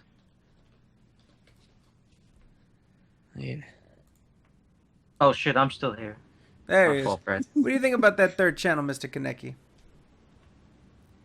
About the channel? Oh yeah, a potential you mean third it's- channel. You mean a potential third channel that I'm not gonna subscribe to? Well, it could go fuck itself. Holy shit! All right, moving on. Let's see what we've got here. Let's head back to the. Oh wait, actually, oh wow, this is fantastic. I think Fizz, did you submit this one on Phil saying why he doesn't edit? yeah, it's a long one. It's a long one, so let me just sort of summarize. Phil claims that he's not a video editor, that he doesn't want to be one either. He's a gamer at heart, and that's what he wants to focus on, sharing those experiences. He didn't go to school for this, and so when other people criticize something, he has to laugh because it's almost as if they think that he knows what he's doing. It just so happens that he's playing games a lot, and it turned into a successful business. If he had money, he'd probably do something differently, like hire a team and stuff like that. Talks about how John and Howard used to do shit, but they stopped because it didn't catch on. And he says, this is my favorite quote, I'll read this. Ultimately, if you want my honest opinion, I'd value someone who translated 7+ years of daily gameplay into a successful business despite not having any real editing skills far more than someone who just sat there editing for 10 hours in every video and only released a few a week. That's my personal preference. I see through the fancy effects, transitions, and presentation and see the core value of a video for what it is. I really couldn't give a shit about a rant vlog from someone who doesn't have something to add to a topic besides drama, and I certainly don't think an edited video of staged gameplay with jokes added to sound like a TV comedy is better than someone legitimately playing a game and without all that fake stuff. Where do I even begin? There's like so many different paths I can take. Fizz, why don't you start us off? So basically, what Phil is trying to say is, you know, if you want my honest opinion, I value my channel instead of anyone else's channel because I understand what my videos are, and I don't do any of those rant vlogs, even though I do all the time. I don't know why he's still justifying why he doesn't edit videos. I just love this. Like, I'd value someone who's been doing this for 7 years of raw gameplay, even though they have no editing skills, far more than someone who just sat there editing for 10 hours. Like, dude, how do you say that? That's something that you won't even do. Just sat there editing for 10+ hours. You don't even edit for a couple hours. You got paid $1,250 to just edit together a little bit of something for Project 7, and you couldn't even do that. You couldn't even bring yourself to find time to do that. How are you going to criticize someone who, instead of just putting out quantity over quality, actually puts some fucking time and effort into their shit, and as a result isn't flooding out as many videos as possible, maybe making less money because they actually care how they're representing themselves on the fucking internet? You, on the other hand, you just fucking press record and then press stop and then upload it. How can you shit on other people's, like, effort? I mean, and those edited videos would actually do so much better for Phil. I mean, where it stands right now, he has 2 gameplay streams. He cuts it up. He released like 10 videos a day. You're going to go tomorrow and be like, oh, there's 10 videos from Phil, but I don't want to sit through like 5 hours of gameplay just to be ready for the next day. Whereas someone who spent 10+ hours editing in their video and they release 4 videos, I mean, you're waiting for the next video. You're like, oh, this is a tightly edited 5-minute video that I can watch again and again, and those are the type of videos that get millions of views. You know what? Maybe if Phil was smart, he would look at the fucking template is already out there. This is how you don't play. And if Phil wants to save his ego, imagine this, right? Phil starts off, he fucks up a bunch of times, then you see like him succeed in the end, and then that's it, and then the credits roll. Pretty easy fucking template to follow there. As a matter of fact, he could call it, "This is how Phil plays." Some shit like that, right? There you go. Combat to This is how you don't play. This is how Phil plays. You can have that for free. How does he go back and forth from talking down editing? Like 1 second he'll be like, oh, who just sits there and edits, and then the next second he goes on to say how hard it is and how annoying and tedious and it is. He's contradicting himself.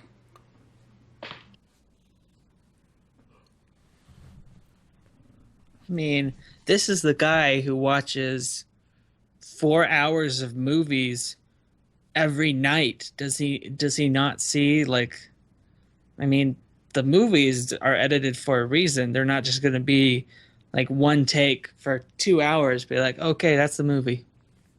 No. Telling you, man, people want those fails. People want that rage. That's what Phil wants. People aren't there to listen to Phil, like, brag about beating a level. They're not there to hear him, like, because nowadays, because Phil is so inundated with all this like people shitting on him all the time, anytime he wins, like anytime he does like a boss battle or anything, he's always doing that to throw it in the face of his detractors, right? Like Metal Gear Solid 5, you remember that shit? Oh, look, I got a S rank, haha, in your faces, you fucking idiots. It's never just like a victory for the sake of victory. It's always a victory to throw it in our faces, So who wants to see that? Who wants to see somebody gloat at fucking, oh, see that? You guys fucking hate my guts and I beat this video game. Oh. That's not enjoyable. That's not satisfying. You want to feel like you saw somebody do something they found enjoyment out of. Personal enjoyment, personal fulfillment. They fulfilled their journey. Not, oh, they fucking stuck it to their fucking detractors that don't like them. I mean, Fuck you, detractors. if we want to use a recent example, I mean, we're constantly going to bring this up. Bloodborne is the perfect example of, I mean, this is the second day, and he got more viewers than the first day because, people were tweeting. It's like, oh, Phil's fucking up at this one boss for 3 hours. They ended up getting 700 people. The best stream he's done in weeks. Well, all right, that might be about a week and a half because Fallout came out like 2 weeks ago. So it's been a substantial amount of time since he's had a stream that successful, and yeah, it just doesn't matter. All right, let's go on. We might have to. I don't know how long we want to go tonight. We might have to breeze through some of these so that we can actually get to the gaming stuff. We wanted to talk a little bit about like Black Friday deals and shit like that. Let's see. Do you ever think John Rambo, Howard, and OJ will ever want to be friends with Phil again in the future? Submitted by Anonymous. Oh. They can't get anything from each other. What does Howard do now? Like Rambo just like tries to do his podcast and work. Does anybody know what's up with Howard? What he's been doing? I hear he works with Rambo every now and then. He probably works, like a 9 to 5 now. Huh. I think he still keeps track of that don't blow this account. What was that? I remember that stupid t-shirt with like the Street Fighter style splash screen. What was Don't Blow This? What is that? Is he talking about his dick? It was the Street Fighter 2 I guess convention. So that's what they called it. The worst fucking name I've ever heard. Don't Blow This. All right. Well, you know what? Matter of fact, let's grab We got another guest caller we'll ride with in just a second here. Oh, almost dragged that over. Drag this over. There we go. All right, so we'll drag this whippersnap in here, and we're going to try to breeze through this. Also, we know that people have Thanksgiving tomorrow, so we're probably going to go... Let's try to get this done in an hour. How's that sound? Sure. All right. Sounds good. All right. So, it looks like we are connecting with our final guest caller, our good friend here, Mr. Cyber Iceblood. Yo, Fred. Fantastic. How are you doing tonight? Fine, man. Just chilling. All right. So, we are going to sort of breeze through this as best as we can.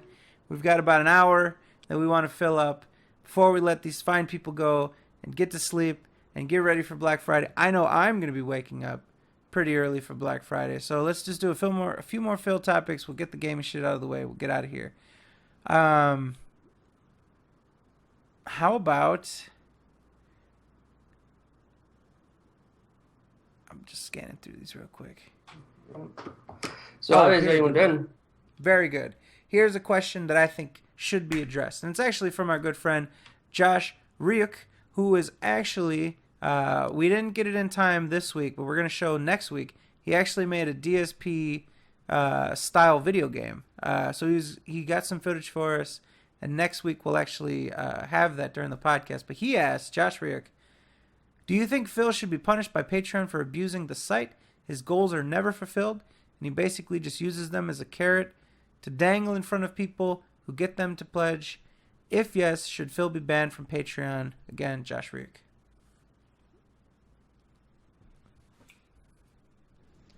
Well, I've been looking into it, and you know that's been a topic we've talked about a lot of times. Unfortunately, as stated in the Patreon TOS, I think most issues between a creator and their Patreons have to remain between the creator and the Patreons. Essentially, I think Patreon is basically it's a service that you can use to say, okay, I'm going to give you a goal for B money, and if you don't meet up, then you have to take it upon yourself to talk to the creator and say, why didn't I get my money? Mm-hmm. I think that there's just a lot of people that may feel helpless, like, what can we do? Like, yeah, you canceled it, it sucks, but what can we do at the end of the day, And to be honest with you, I don't think Machinima cares. I don't think Patreon cares. I think none of these people actually care. Do you think that Patreon, I mean, what obligation do they have to say some shit to Phil, to basically stop free money from coming in, Like, he technically isn't doing anything illegal. I'm sure, like, if you were selling cocaine on fucking Patreon, then they might step in and do something about that, but I don't know. I mean, what can get you taken off of Patreon? When you looked in the terms of service, was there anything, like, outlined as, like, to what is a breach of their terms of service? Like, what can you actually get removed for? Basically, it's just, they're very much like abusing other patrons or creators abusing other creators or anything like that. Interesting. It's very, and I'll have to check with this new update. I don't know if they've updated their TOS, so that's probably something I'm gonna look into this weekend. But I'm pretty sure it's just don't abuse our system to fit your own gains, Okay. Makes sense. All right. But yeah, I think that, you look at the way people are being misled, the way that he's just canceling major goals, the montages, Project 7, the camera, moving the, basically like being overly vague about what the $75 pledge actually got you, and then actually moving it, I mean, who honestly did any of you guys read when he first made that $75 pledge about, oh, you can be in a Thanksgiving special, and that communicated to you that you'd be able to play co-op with him?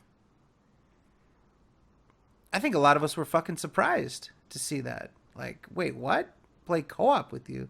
People have done that for free for years. When he first made it, what got my attention was when he said that you would have a part in Project 7, like a cameo or something, and then he changed that, and then he changed it again to the co-op or whatever. Yeah, you went from being a part of history, being a part of Project 7, to now being part of a co-op series that no one's gonna watch. Really, nobody watches Phil's co-op. That he canceled. Don't forget that. That's Yeah, and correct. then he didn't even do it. Like, seriously, if you're going to ask for people's money and if you're going to set up rewards, at least do them. Mm-hmm. But I mean, looking at Phil's Patreon, I mean, he just has a history of not fulfilling his goals and shit, so I'm not really surprised. All right, let's see here. Phil summoning an ally on Bloodborne DLC, but he still can't beat a boss. What a scrub. Just using it as a distraction for the enemy. Submitted by Darkside Diarrhea. That's a hell of a name.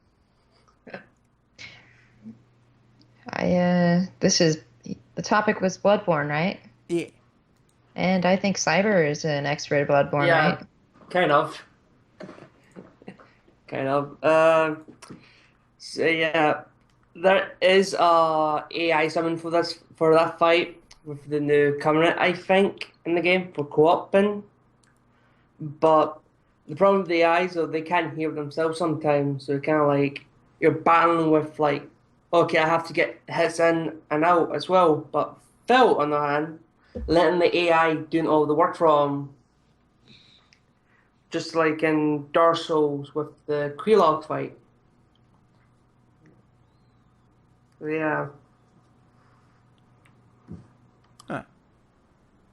I think that I just think that any game that requires reflexes and skill and any sort of, attention to detail, he's never going to do good at. He'll do good at the running guns. He'll do good at, well, not good, but he'll manage, Yeah. Anything that requires skill, he's going to have problems with time after time. What else do you think about that, Cyber? Any other closing thoughts on Bloodborne before we sort of put that one to bed? Like you said, with his time reflex, he doesn't learn. Like, most people will fight a boss, they will die to it a couple of times just to learn the pattern. Mm-hmm. And yeah, but this fight, the Lunglet's fight, he got a second form, so it's kind of like harder to try to switch your tactics up in the second form. Especially with his EOA attack he does, if you get too close to him, it's kind of like harder to actually get in there, get the hits in and out. Alrighty. Let's see here. Here's a topic that this one's a good one. So we're gonna transition to a little bit of gaming for just a second here. This is something that caught my attention, but the Axeman actually brings us up. Dead or Alive Extreme 3 not coming to the West due to backlash. Who wants to start that one off? I know this one. Uh-oh. As you guys know, Dead or Alive is a volleyball or like a summer activities based game with mostly a bunch of very attractive women with large breasts and huge asses that just run around. So, Moon Man's gonna love this game. Fun in the sun, Alice. Yeah, it's fun in the sun. But the most recent one, I think it's Dead or Alive Extreme 3 is really popular over in Japan. And like earlier this year, there was talks of bringing it to the West. The developers and people were excited about bringing it over to here. But then they were asked again when they were going to bring it to the West recently. And the developers on their Facebook said, well, we have no plans for doing that at all whatsoever. And they basically brought up a bunch of feminists and SJWs. It would upset them very much. And they said because of their their like perceived treatment of women in the game and how women are depicted that upsets a lot of people. So they're not going to bring it over here because they fear backlash. Mm-hmm. And it's just another situation where SJWs or you don't even have to say FJWs or feminists or whatever. You can just say people that are really politically correct or whatever ruin video games. This is something that's concerning to me because there were originally, I don't have an investment into this game. I don't care. I played the first one back when I was younger. Man, it had to have been like, what, 10 years ago? I remember I had it on the Xbox, the original Xbox. So I know what the game is. And so this is a problem because there was originally this statement that they were going to make an adjusted version of it for the West.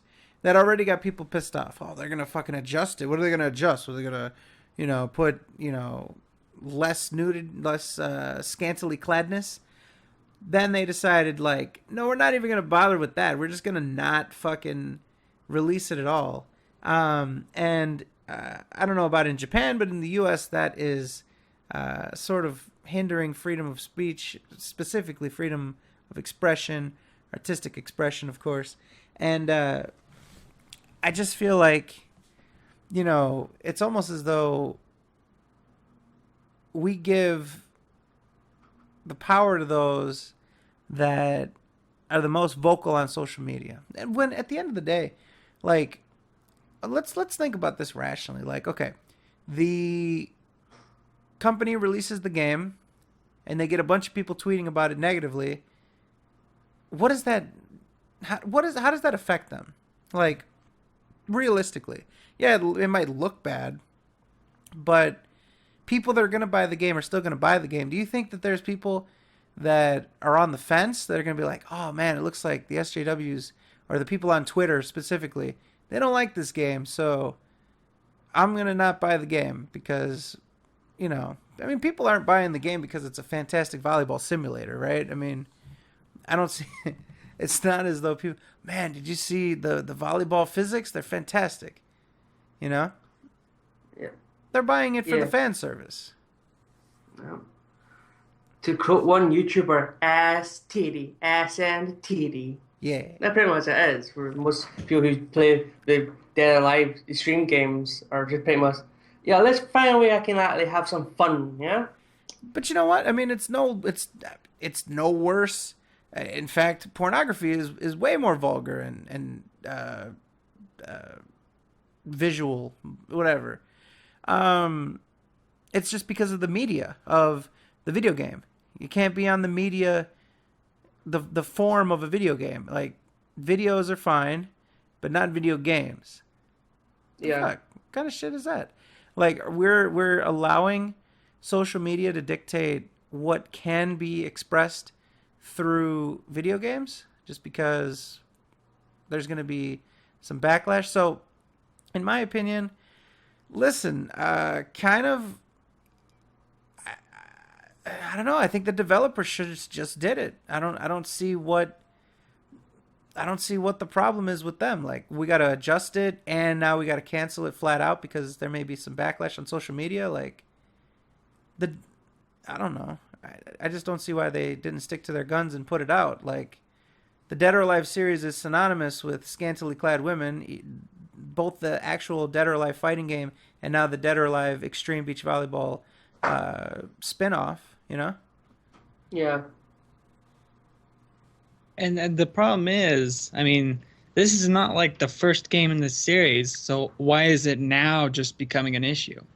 I think now part of it is the technology. I think that's what people are pissed off about. Like, it's going to be very detailed. It's going to be like they're talking about like, oh, the swimsuits are going to like get damaged and like fall off a little bit and shit, like it's going to be more realistic, I guess. And I guess there's something about being in control of the depiction that's different. I don't know. I don't get the psychology of it.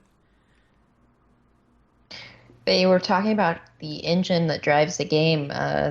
This engine was updated, so the boobs and the ass would be even more jiggly, and that's what the game up. That's the engine has been updated, so it'd be more realistic once it comes to jiggle. And I was just like, oh wow, that's probably why, as you said, updating technology, it's a lot more realistic. Like, no one's gonna really care if there's 2 pixel boobs, but now it's basically very realistic. So, you know, people don't want that here. Mm-hmm. And it looks like Torres wants in. It seems as though, I guess they drew the line. Like, oh, there's going to be tan lines. Oh, there's going to be the swimsuits are going to fall off. Bullshit like that. Like, we need to stop this game from existing. And I don't know. But anyways, in the wake of this, PlayAsia actually took the opportunity to try to troll the naysayers, and sort of they've been posting a lot of like memes and stuff. They've been talking about that. What they're going to be offering is a copy of the game that is still the Japanese release, but has subtitles for English and Chinese, so that way more people can play the game. It's not going to have like English voice acting, which, to be honest with you, I think a lot of people don't want English voice acting anyway. They'd probably prefer the Japanese voice acting, and they probably just want to know what they're saying. They didn't say anything about like how that makes a difference in like menus and stuff. I don't know. No, they are actually putting in Chinese. They're going to put Japanese spoken language, English subtitles, Chinese subtitles, and of course Japanese subtitles for the Japanese voiceover. Oh, sweet. Yeah. Nice. So, but anyways, PlayAsia is going to be offering that copy. I think it's like $73 US. I don't know how PlayAsia works, but I've actually considered purchasing the game and possibly selling it on the black market. Well, not the black market, the resale market. It might be worth some money. It might be a collector's item. Yeah, because all you have to do is like wait a few months and then, oh, no copies? Well, except for this one. I've got it for $500. The low price of $500.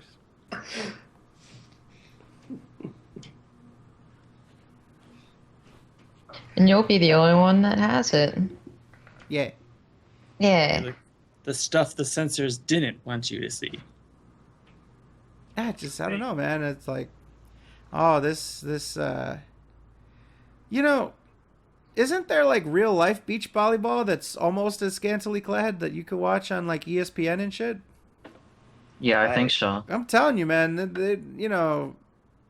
I'm not a big fan of the beach volleyball. I prefer the indoor volleyball, but some of those beach goers, those beach athletes, they're pretty scantily clad, especially after some volleyball. Things become wedged and such. Like, you get pretty much the same fucking thing, but with real people, and you get it on ESPN.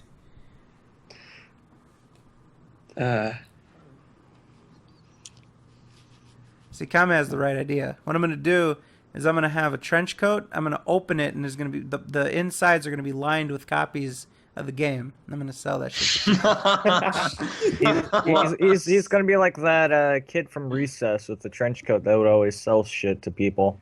Well, so what you gonna do, Fred? You gonna stand outside a GameStop, the trench coat saying, "Hey kids, want to buy some games?" I got what you need. Thanks for the money, sucker. Nah, that company's retarded. That's on them. They don't want to release it. Hey, they're crying. They're crying foul because they fucking bend to someone's will. That's on them. There's always going to be people bitching. There's been people bitching about violence and sexist bullshit in video games for the past 20 years.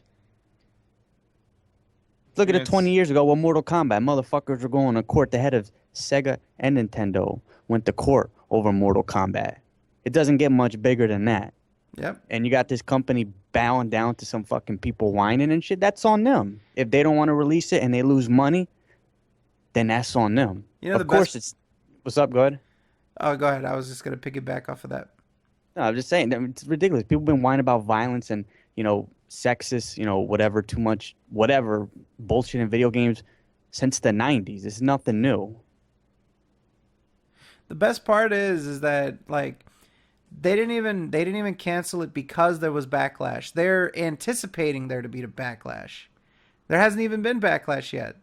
I haven't seen anybody give their hot take on Dead or Alive yet. I mean, there might have been a few tweets here and there, but I haven't seen any organized effort to boycott it or to fucking shame people or anything like that. I mean, this is all hypothetical.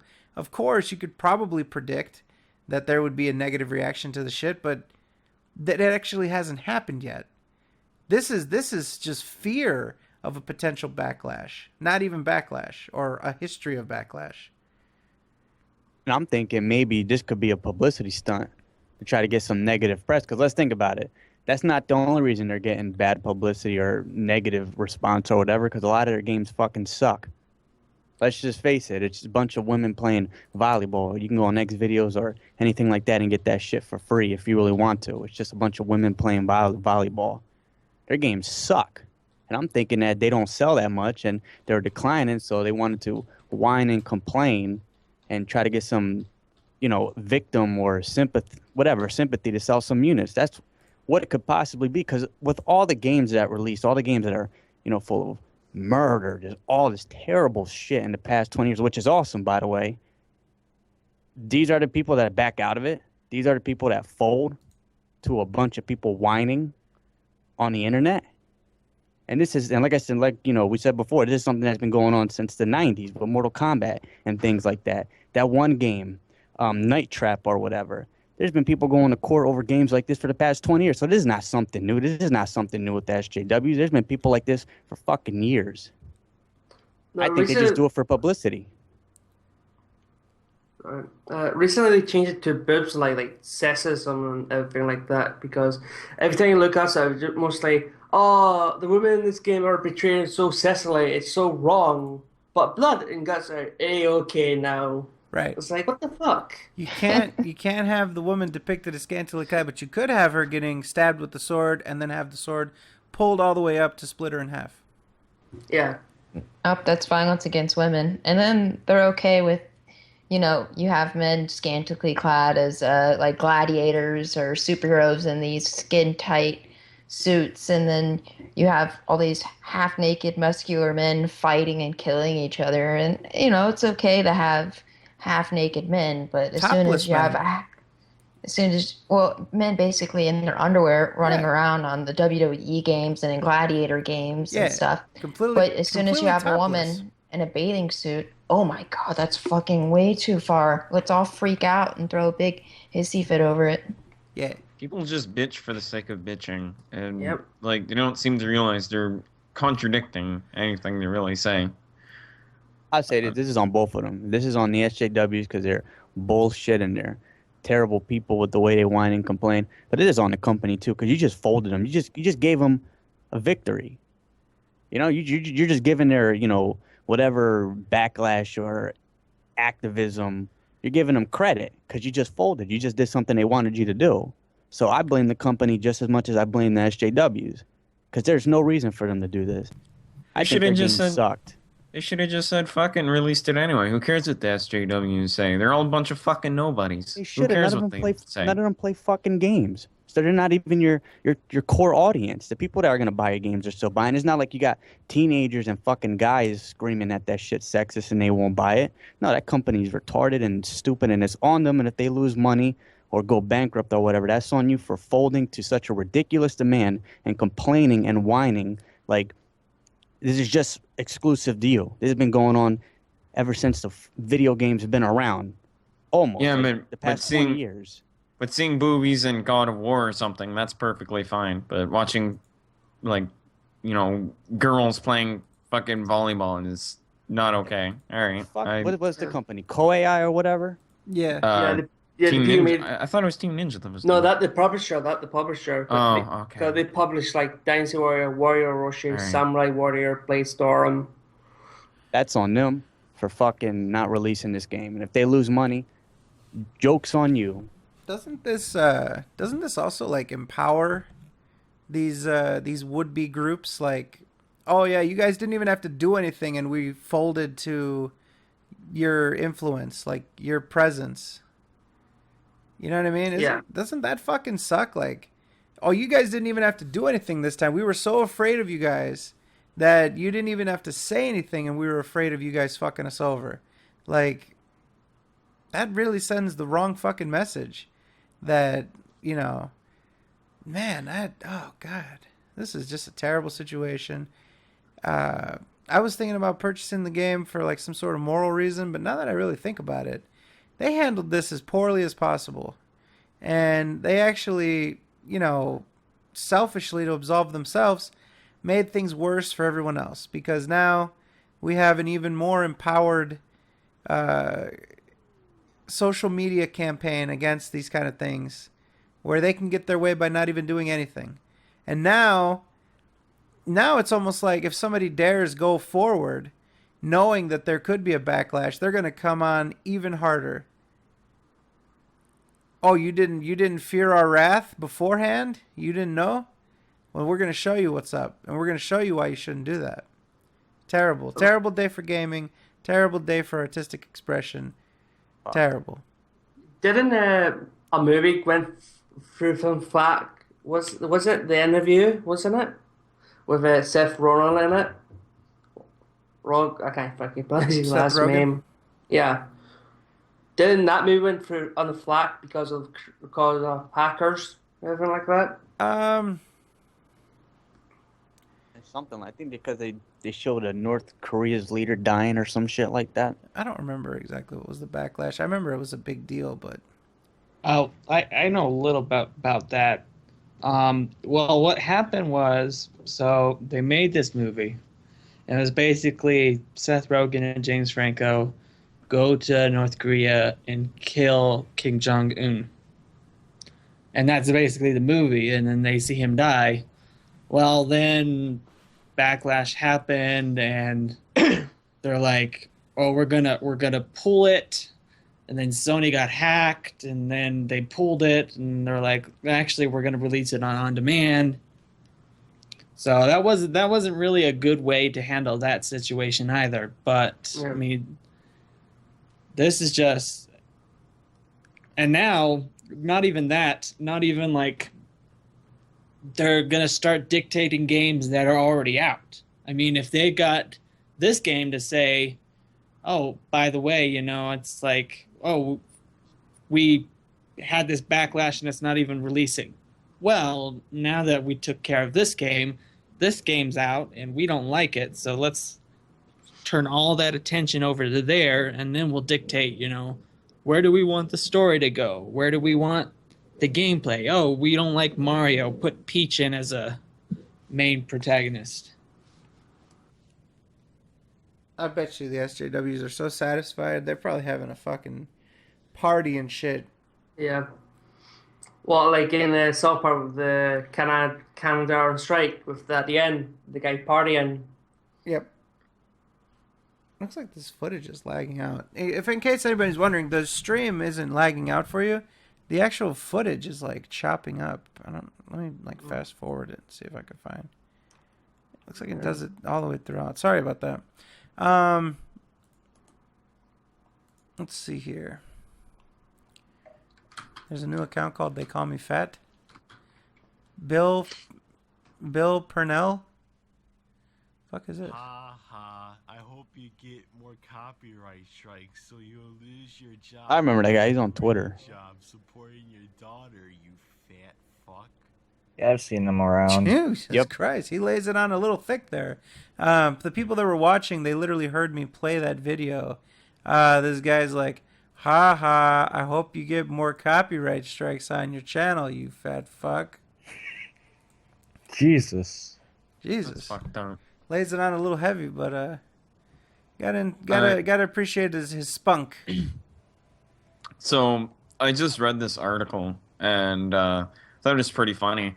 PlayAsia is selling the game to Western audiences, and basically they're doing it despite the feminists and stuff. And well, they're promoting it despite they had that copy up no matter what.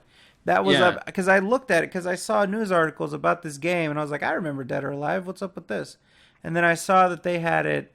They had it for sale back when it was like first announced, and they would have anyway because that's their gimmick is to have imported games. But they're One of their most promoting it. well-known games. They're promoting it despite the backlash. And I'm looking at the end of this article, and this is a direct quote from it: "Video games never change." And then there's a picture of fucking Alice in Wonderland, like the Alice just face palming. It's pretty funny. Hold on. Fucking Kawhi. You know, the games suck anyways. That's on them. I don't know. I think that's kind of funny that PlayStation is doing that. I like buying stuff from them, like a lot of imported games. And I think it is kind of funny that they're doing it to spite the people among that community itself. I think that's like, I mean, it's stupid to like kind of foreshadow your release of the game and say, you know, this game's going to get negative backlash. But what does that say about your previous Dead or Alive Extreme Volleyball games? I mean, they're pretty much the same fucking thing. I think it's a publicity stunt. I think they want some sympathy towards their games, or to have people buy it on a moral background and just say fuck you to the SJWs, because it's a niche game. I mean, who the hell? I mean, how many people buy a game of women playing volleyball? How common is it for them to release a game that has English subtitles already, like as part of their original release? Is that common or no? Well, in some games, like I noticed in Warrior Rush 3, Samurai Warriors, and Dynasty Warrior 8 Empire, they do have Japanese actors and English subtitles. Oh, okay. Because I just thought maybe that'd be sort of telling. What do you think about this, Taurus? Hmm? What do you think? Perfect. About what now? Dead or Alive Extreme Beach Volleyball 3. Don't care.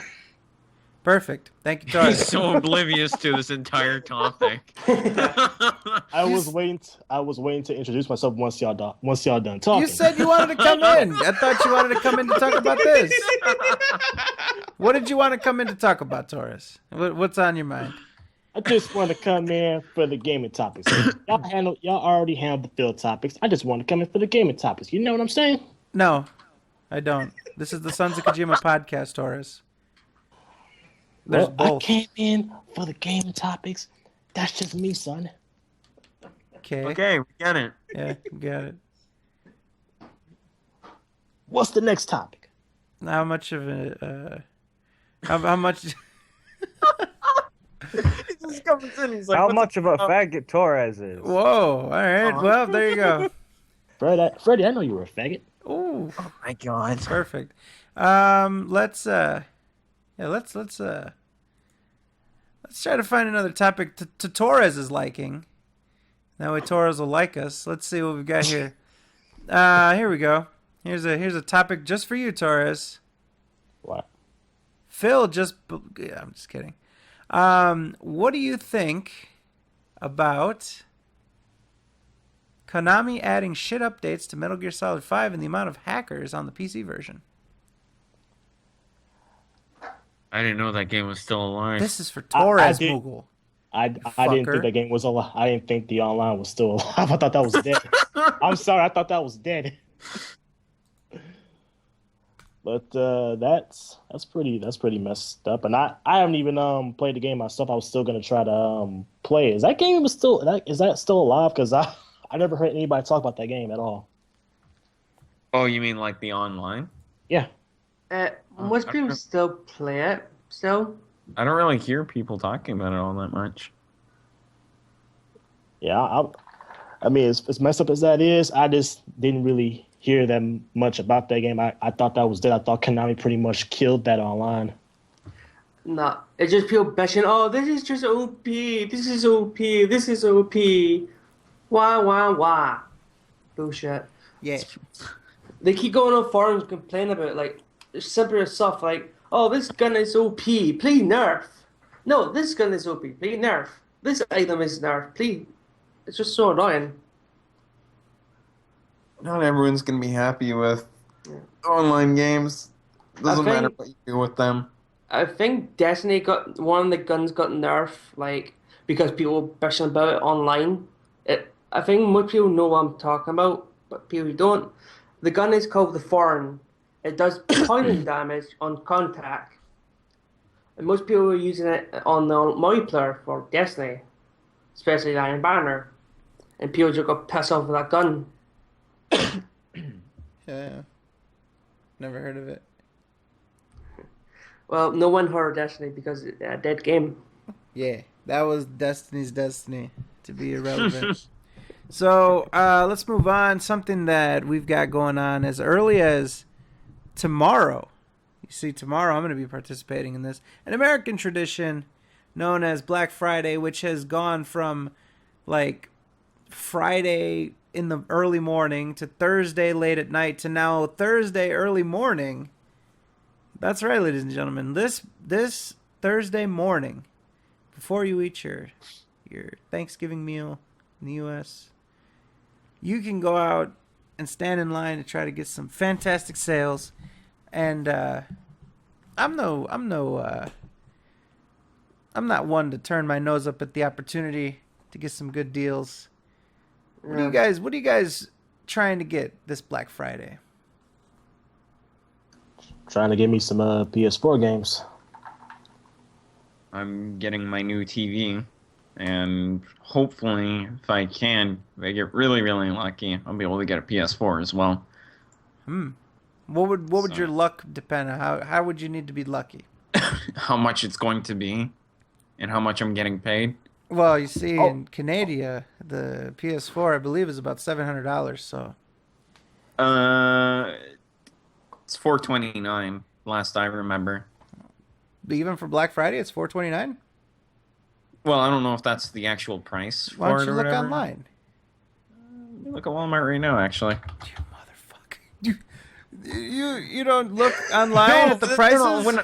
When I was looking on Amazon, it was $429. I'll look at fucking Best Buy and see. Best Buy is let's see, probably gonna have it for PS4. like $350. I don't know how much in Canada, but let's see. Most retailers in the U.S. are doing $300 for PS4s. It's $429. At Best Even Buy? on Best Buy. Yeah, even on Best Buy. Yo, they can go fuck themselves. Yeah, I hate Canadian money. All right, I really do. We're gonna do an international scam. All right, just have somebody buy you a PS4 in the United States and then send it to you. I don't want that though. Like I like to buy my own things. That you are paying for it. Where did someone say to buy it for you? Like, just give it to you free and clear. No, you give them the money after they buy it. You fuck. I don't know. It definitely will help a lot. I guess all that ice goes to his brain. He just had a brain freeze and was like, Yeah, I'm such a damsel in distress. I'll just have somebody buy it for me. I don't know. I'm kind of annoyed at the fact that consoles are really fucking expensive, but it also doesn't help that video games get the worst of it. It's fucking $80 for like Fallout 4 and all that. Just bullshit. Getting a PS4 review copy. You trying to get a review copy of a PS4 movie? Hey, you mother chickens have to complain, but guess what? No matter how long you have to wait, you motherfuckers still get free healthcare. Shipping is, well, someone said too much shipping. No, shipping shouldn't be that expensive. Not that I know of, at Don't least. you have to pay an import tax? Depends on the place. Like, if some dude sent you some shit in the mail, wouldn't you have to pay an import tax? I bought many things from, like, America before, and I haven't had to do that. You've been evading the... I hope the IRS in Canada is not listening to this shit. I'm just saying, like, I didn't have a guy fucking come to my door and ask me to pay fucking, like, a shipping or whatever. Or Yeah. not shipping, but the fucking import tax. Yet. So, no, not yet. All right. And I bought many, like, things that were like 30 fucking pounds. Now, me, as mentioned, I am looking forward to a sale from a Midwestern chain of stores called Myers. I don't know if any of you guys have them. They're primarily in Illinois, Indiana, and Michigan. Their headquarters is in like Grand Rapids, Michigan, or whatever. So it's a Midwestern company, chain of grocery stores. It's pretty key, you know. They are offering the same $300 Uncharted bundle for the PS4 as everyone else, but they are also including a $50 gift card that you can use like 3 days from then, because they're going to be like running like they're going to do like Thursday sale, the Friday sale, and then they're doing like some Saturday sale. So they don't want you to mix and match with the sales they're going to have. They're also, you know, Nintendo just now formally announced that whole Wii U bundle that's going to have Smash, Splatoon, and the Wii U for $250. And Myers actually had that advertised for weeks now, and they're also throwing a $30 gift card on top of that. So if you happen to have a Meyer near you and you need a PS3 or, for God knows why, a Wii U, I would say to go with them. They actually have the best deal. Meyer, again, is in the Midwest, so but a $250 PS4 seems pretty good to me. And I've already started buying games. I purchased Bloodborne for $14, brand new, and I purchased Infamous Second Son, the limited edition apparently, for $10. There's a website called Jet.com, and they're giving $25 off of a $50 purchase for your first order. So I ended up actually getting some games that I needed. And I might get WWE 2K16, so it'll be like $30, but that's my goal right now. PS4, because I need it, and a couple games here or there.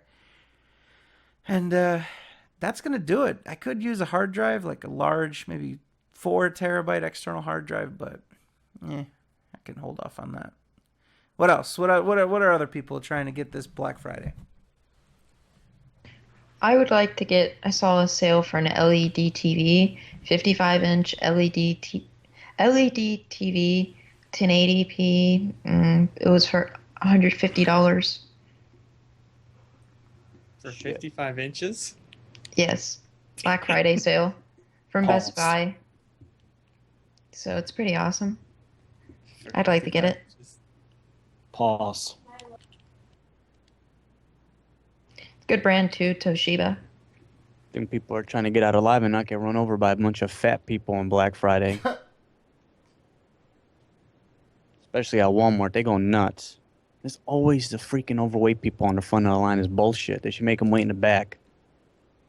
Yeah, but they should also sit at the back of the bus as well. And the bus Probably. isn't gonna be able to go anywhere though. Yeah. Well, they have those little scooter things. Oh, I know, right? Scooter things. Just throw a scooter in front of them. Let them just fight over it so you can move through. Just throw like a Big Mac in front of them. Jeez. Toss the little carton on the ground. Watch them fight to the death for it. Seriously, though, I just... Well, there goes the viewer base. Yeah, all the fat ones, right? Well, we offended the Filipinos, we offended the fat people, and we offended the SJWs. We did a lot of offending today. And then Che, of course, with his normal rhetoric, which is always fantastic, so... What I'm going to say is, isn't Black Friday just a bloodbath, pretty much? No, I've never been to one that got violent. I don't know where people are, you know... I mean, I don't know. I've been to ones in Chicago. I've been to ones in Michigan. I've been to one... Oh, that was very rude of me. I've been in ones in Indiana, and not a single one has been violent. Nobody's been throwing elbows or any kind of shit like that. It's been pretty orderly. But remember, I'm outside looking in, though. Well, you got to deal with pickpockets, Cyber. Yeah, I remember Christmas time in Glac and like the two main cities in Scotland. Yeah. Jackasses fucking try to pick. Hey, Che, what's your opinion on pickpocketers? Should burn. Yeah. Trying to fill somebody up and take their money. Double violation. So the Ridiculous. cheap version of a pickpocket is when the guy fill you up, then take something from you. You mean a Damn. pickpocket? Like we're in 1800s? That's what I told Cyber. He was like, "Oh, I gotta watch out for pickpockets this Christmas." I was like, "Wait, what?"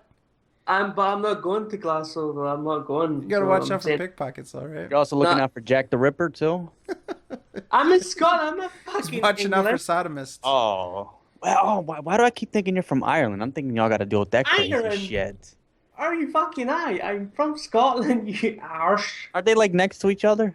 No! No, they're pretty Why did far I away think from each that? other. England is next to fucking Scotland. I'm not gonna get into that. There's a lot of bullshit that goes on, There's but a lot of bullshit. You just did go into it. not trying to get anyone coming after us. A and lot of shit. pickpockets.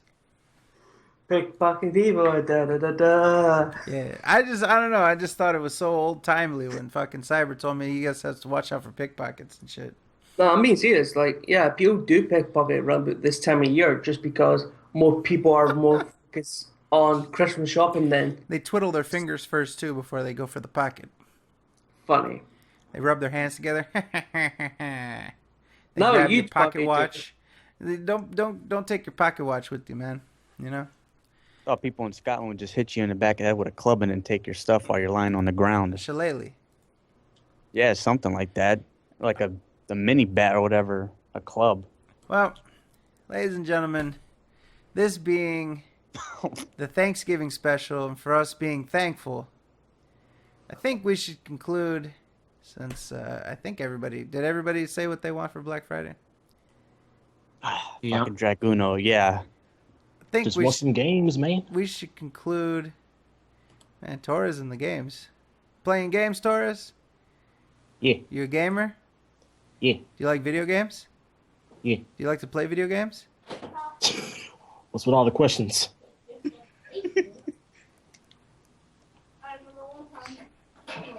Explain, Well- Fred. What's with all the background noise? Explain, Torres. Yeah, explain. Why did I think that was Mogul's sister? Anytime I hear someone yelling in the background, I think it's Mogul's sister. Yelling. She's not here. It was She's a not pick- here It this was a time. pickpocket. Well, being that this is the Thanksgiving special and we're so excited for Thanksgiving tomorrow, I think we should conclude this fantastic 58th episode with what we're thankful for. Who wants to start? And yes, everybody has to go. We're Well, all at the even dinner me. table. Yep, we're all at the dinner table, and we all have to explain what we're grateful for. How about Torres? Why don't you start? I'm sure you're thankful for video games, right? Well, I was gonna say I was thankful for having y'all as friends, but never mind. Ah, Awesome. go ahead, flatter us. Hey, y'all awesome people. Ah, Well, thankful for not being dead. That's always a good thing. mm-hmm. But family and the group and all that shit, plus the great viewers, the one that keeps this shit going, all of y'all. I'm really thankful for all y'all and dealing with our antics and things like that, because it would just be, I don't know, it'd just be like not that many people watching if it wasn't for you guys. So team chat. Ah, shit. What about you, Mughal? What are you thankful for? I'm thankful for my friends, my family, everyone that also came here to watch the stream. Love you guys very, very much. Thank you all for the support. And, of course, everyone here in the SoK. And that's pretty much it. How about Miss Alice? What are you thankful for? I'm thankful for all my friends here, whether it be in the SOK or, the viewers. All of you guys are awesome. Thankful for my family. I'm thankful for Left Shark. I'm thankful for Yowie. Thankful for all the awesome food that I'm going to eat tomorrow. And, yeah, I'm thankful for a lot of stuff. There's a lot of stuff to be thankful for. Like Jay said, thankful I'm not dead, so that's always a good thing. Thankful for drugs too. It's always good to have drugs. Legal one, so for Well, all you both. goddamn, Legal is just a subjective term. Semantics. Yeah. all you blue people out there, it's legal. What are you thankful for, Mr. Nomad? I'm thankful for waking up every single day, alive and breathing. Family, video games, and the community that brought us here today, and also pinups too. Yeah. Word. How about you, Fizz? Yeah, friends, family. I'm alive. I actually contribute to society instead of just play video games. Ooh. So, I could move to Seattle. Alcohol! There, so. No, but yeah, It was I'm quite glad, the sneeze. Oh yeah. How about you, Mr. Sneezy? What are you thankful for? Well, for one, I'm definitely not thankful for alcohol. Oh, okay. Second of all, I'm thankful for the usual stuff, the friends that I've made, the family that I have, and I'll be thankful once I get these fucking unlocks done in Afterbirth. But anyway, other than that, I'm also thankful for the people here. The community in general is always a fun time when these people are around. Mr. Kaneki. I'm thankful for the fans that's watching us right now. I'm thankful for the people in this call. I'm thankful for my friends and family. Also, I'm thankful for DSP Rage Quitting Bloodborne. Hallelujah. And I'm also thankful for Yuri fighting games. Mm-hmm. Because Phil sucks at it. Mm-hmm. And that's all I have to say. Very nice. And last but not least, Mr. Cybrice Blood. What are you thankful for? My friends, my family, and that's it, really. That's it. Well, if I were to sort of say, so I don't want to say friends and family right off the top of the list because it would seem as though I'm just copying people, but I want to be very. I want to be straightforward. And I want to recognize the people here, whether that be the people in the call, the people that are listening now, the people that are listening on YouTube, the people that are in the chat, the people that have interacted on Twitter. If you can hear me, thank you. I'm very thankful for you. And it might sound funny to say this, but I'm thankful for any sort of interactions that we get, any sort of, whether it be, negative bullshit that thankfully we don't really deal with that much. Got to be completely honest with you. I'm thankful that this community has been very positive. There are, just small hints of drama, of negativity, of just,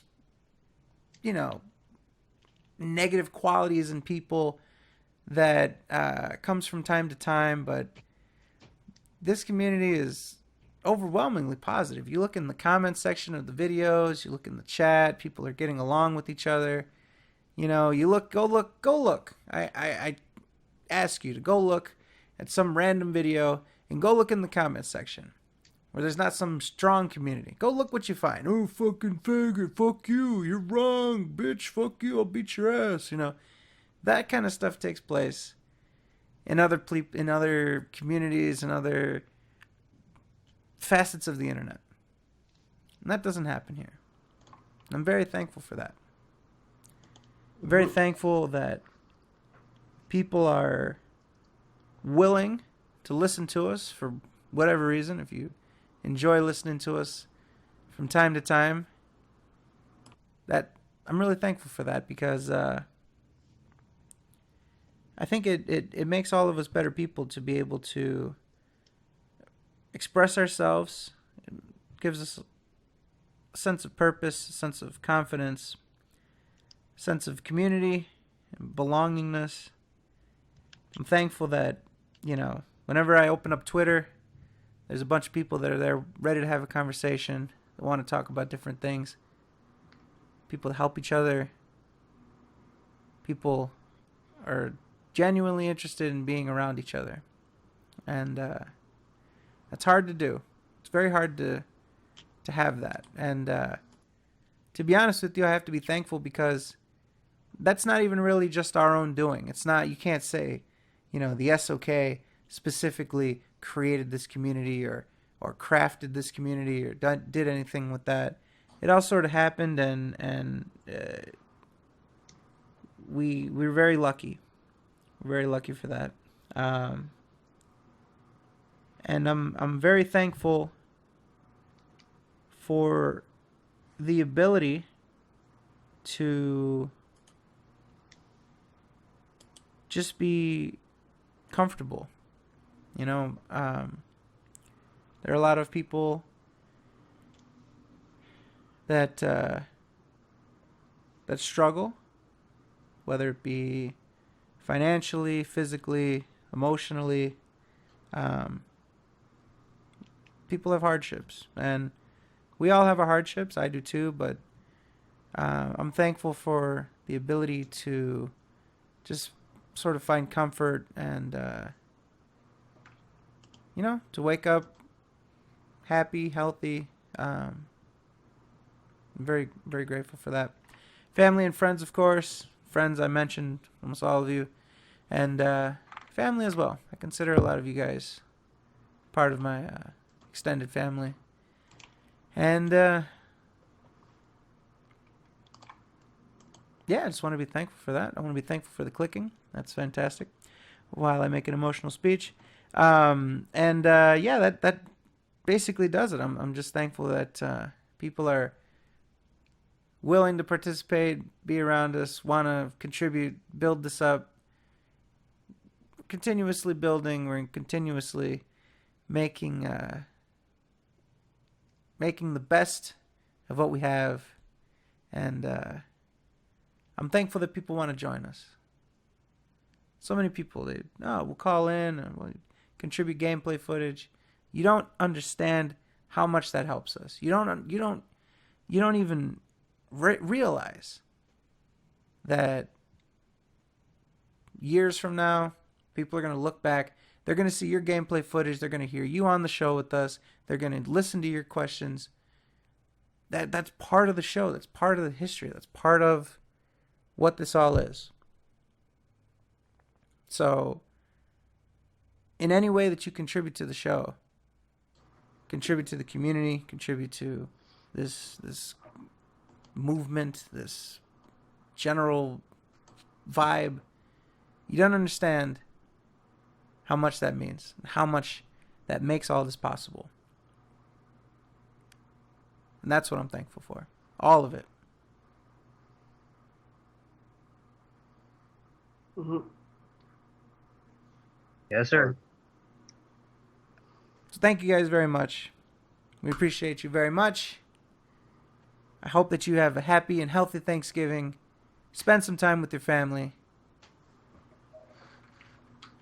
Have some delicious food. Tell people what you're thankful for. Be thankful. Be grateful. Tell your family you love them. Don't be embarrassed. Appreciate the small things. We'll see you guys next week.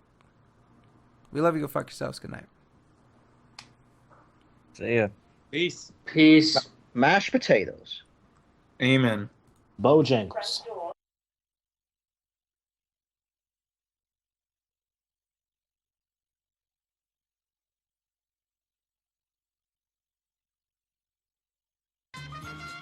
Oh, ladies and gentlemen, if you're still here, if you can still hear the sound of my voice,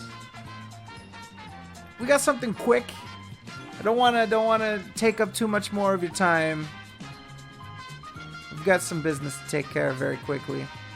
Now, before we went live, we had a special contribution from the one, the only, Tyler Hansen, Mr. Moneybags. Always making it rain here on the Sons of Kojima podcast. So, welcome back, of course. Let me, let's see here. I need to make sure I get this like this, like this, and that like...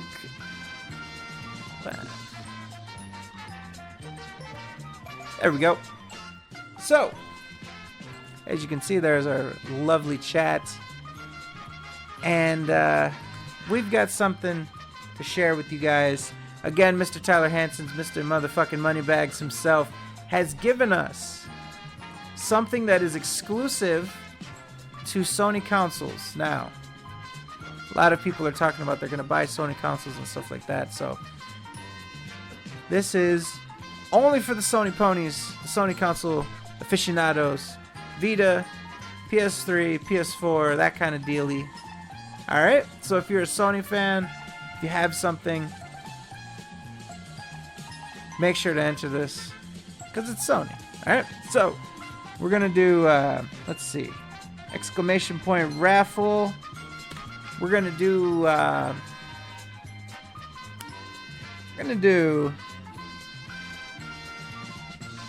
Moneybag 01, enter, and it works. So, ladies and gentlemen, if you will type in Moneybags, one word, into your handy dandy chat, you can have an opportunity to win a special Sony prize.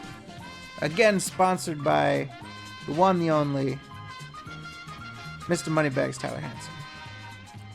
So, I'll give you guys a second to type in Moneybags into your handy dandy chats.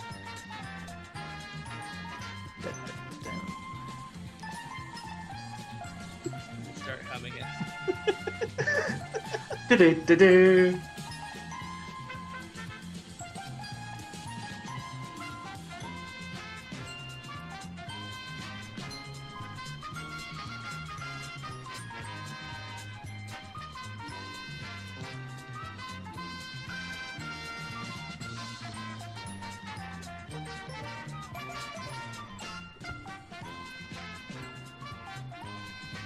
All right. Just a few more seconds there because we kind of caught people by surprise. So. How dare you? You Well, do that to people. Kind of how we roll around these parts, you know? Yeah. Dare you? But what is a man? A miserable little pile of secrets. Yep.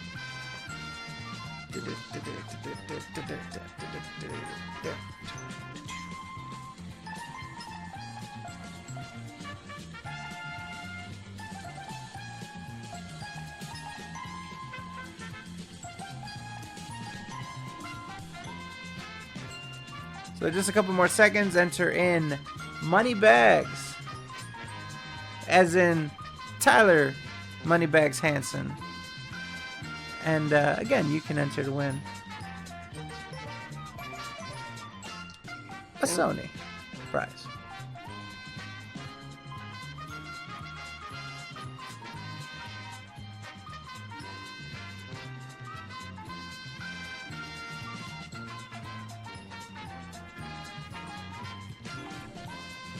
Do-do-do-do-do.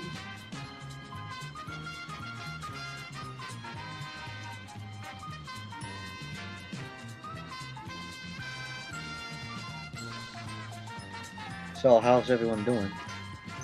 Doing just fine. 10 more pretty good. seconds.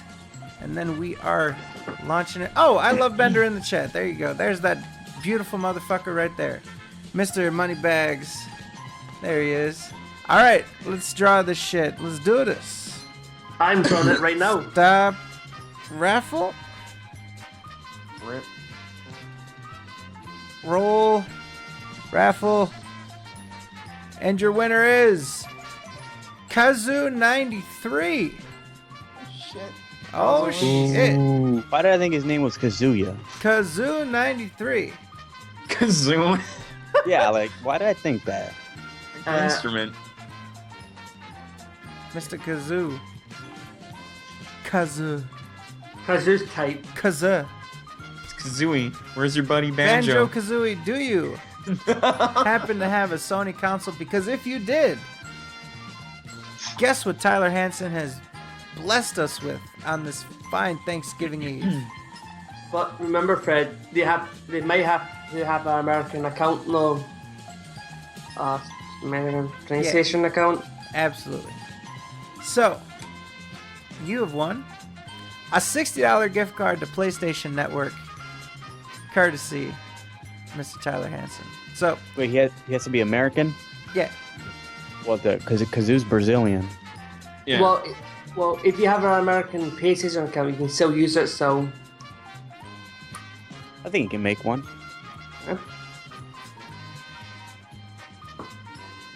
$60 worth of Sony goodness. You can spend that on, PS4, PS3, PS Vita. So, congratulations, Mr. Kazoo. Mr. Kazoo. Yep, I can make a US account. There you go. Yes. There you have it. I will send you the code, and that'll be that. Thank you again, Mr. Tyler Hansen, for making it rain. We appreciate it, making everybody's Thanksgiving fantastic. We are grateful for you, thankful for your money bags and your incredible generosity. You make many of these giveaways possible, so we very much appreciate that. I'm sure that everybody in the chat and all the winners and all the potential winners and all the future winners appreciate that too. Thank you, Mr. Tyler Hansen. Can you give me a job? I'm tired of working landscaping. That dude's fucking loaded. Maybe Message me. that'll be the next giveaway. Maybe he'll give away like Yes, a a really job. good job. Please, I want to tell my boss. Tyler gave me a job, I quit. Should come in there with like a marching band and shit. Hell yeah, dude, he makes a lot of money. I'll be happy to work for him. There you go. So you just need to know. You need to know coding. I'll get back to you at that. Enjoy the game, Kazuya. Enjoy that shit. All right. Enjoy your Thanksgiving. Enjoy your family. Enjoy some food. Enjoy everything. Also enjoy the fact that we love you, and enjoy going to fuck yourself. Enjoy your night. Good night. Get out of here. I got his name wrong. I thought it was Kazuya.